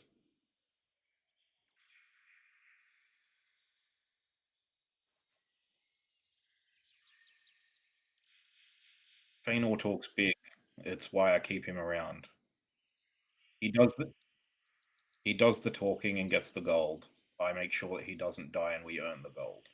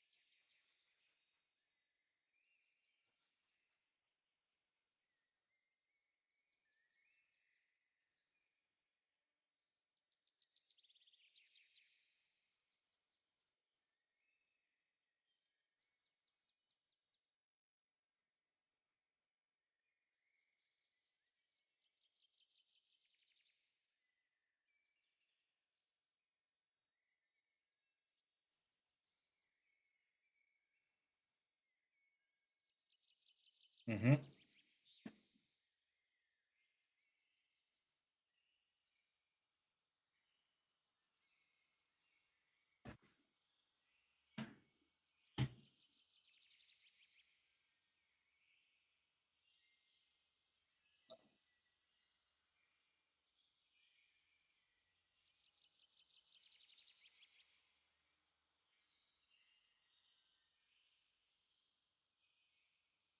Yeah.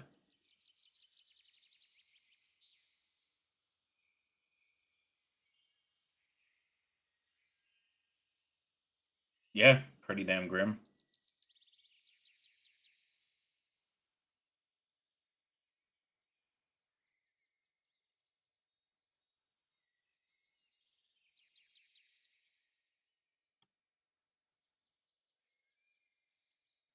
Nobody really wants to die.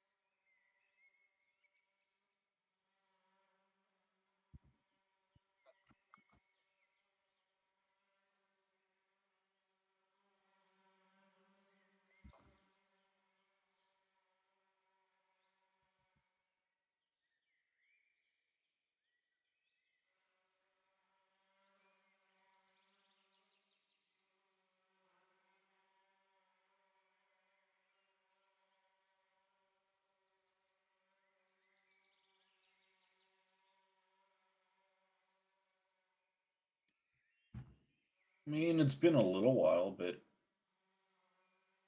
a couple times a month.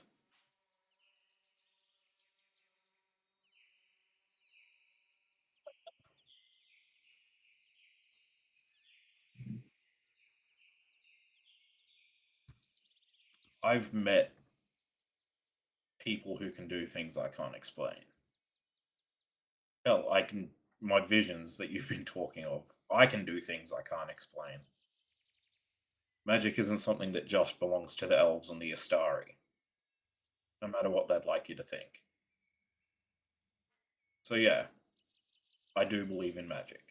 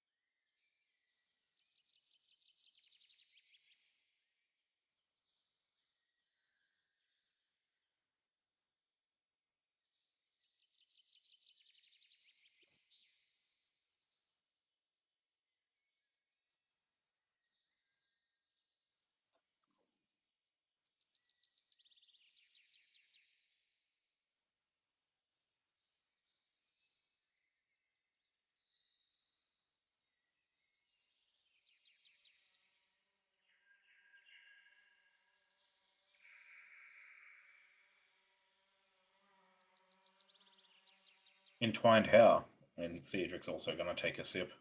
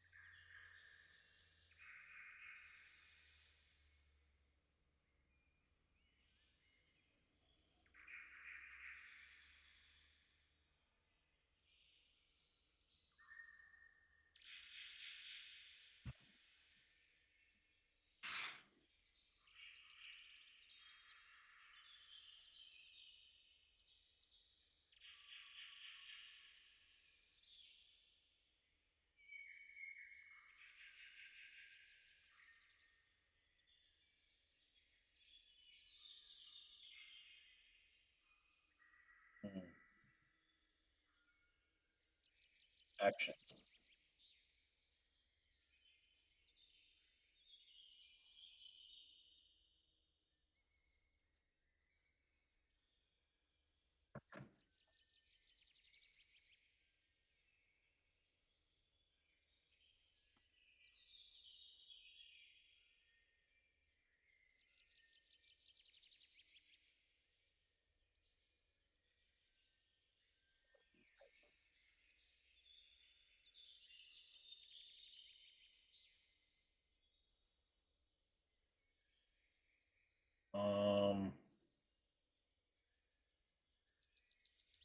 Knowledge.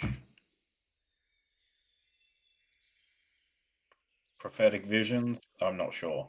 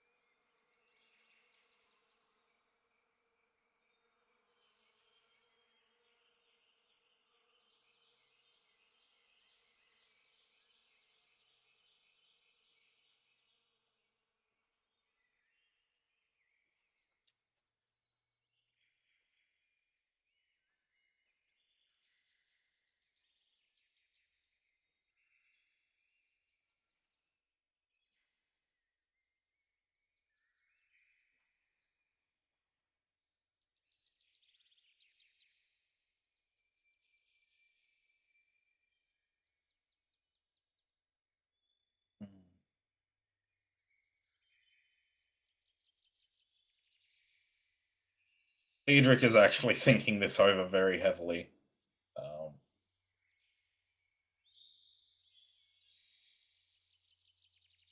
You have a lot of people in your path. Bayorn, Stonyford, Dale.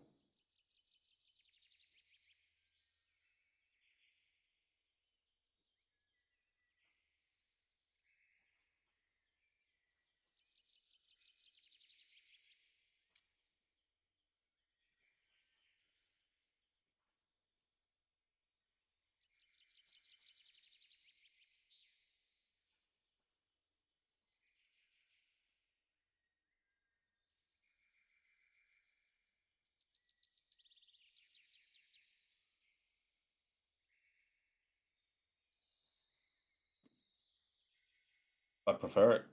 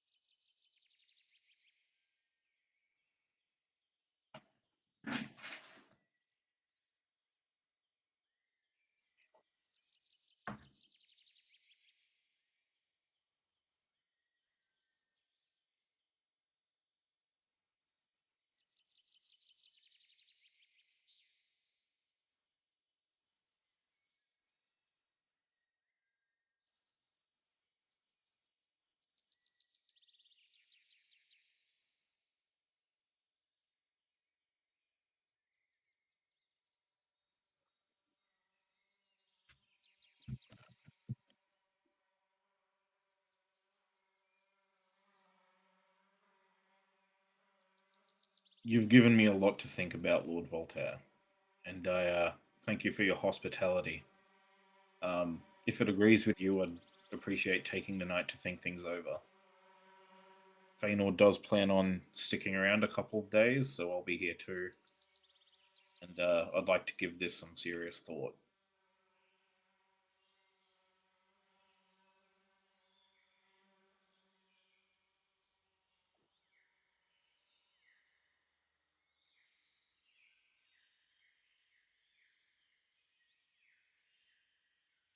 Which one?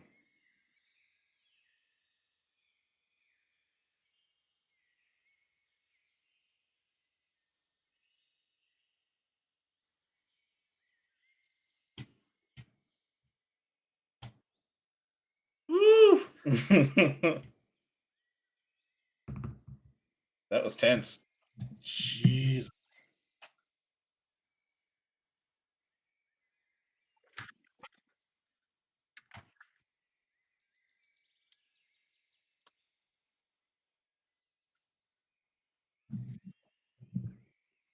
Okay. Um, Voltaire is terrifying. Not in that he's like overtly evil or violent, just how persuasive he is, I think, is more terrifying than Maeglin or anyone else we've dealt with so far. Like, legitimately, I've been more tense now than I have any of our combat sessions, I think. Um, yeah. Wow. Yeah,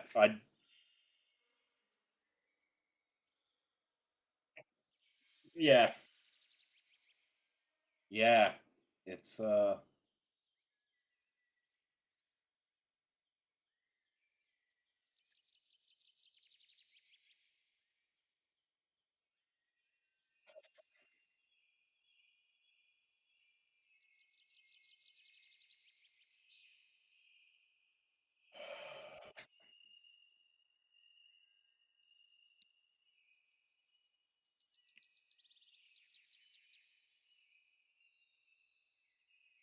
yeah.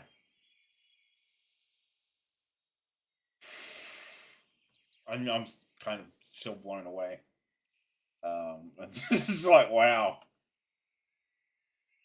this is rough. He- yeah,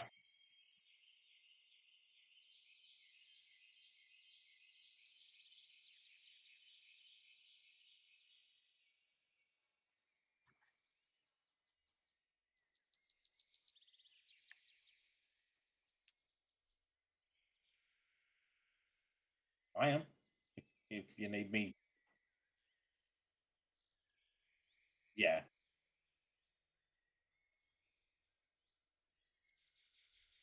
yeah.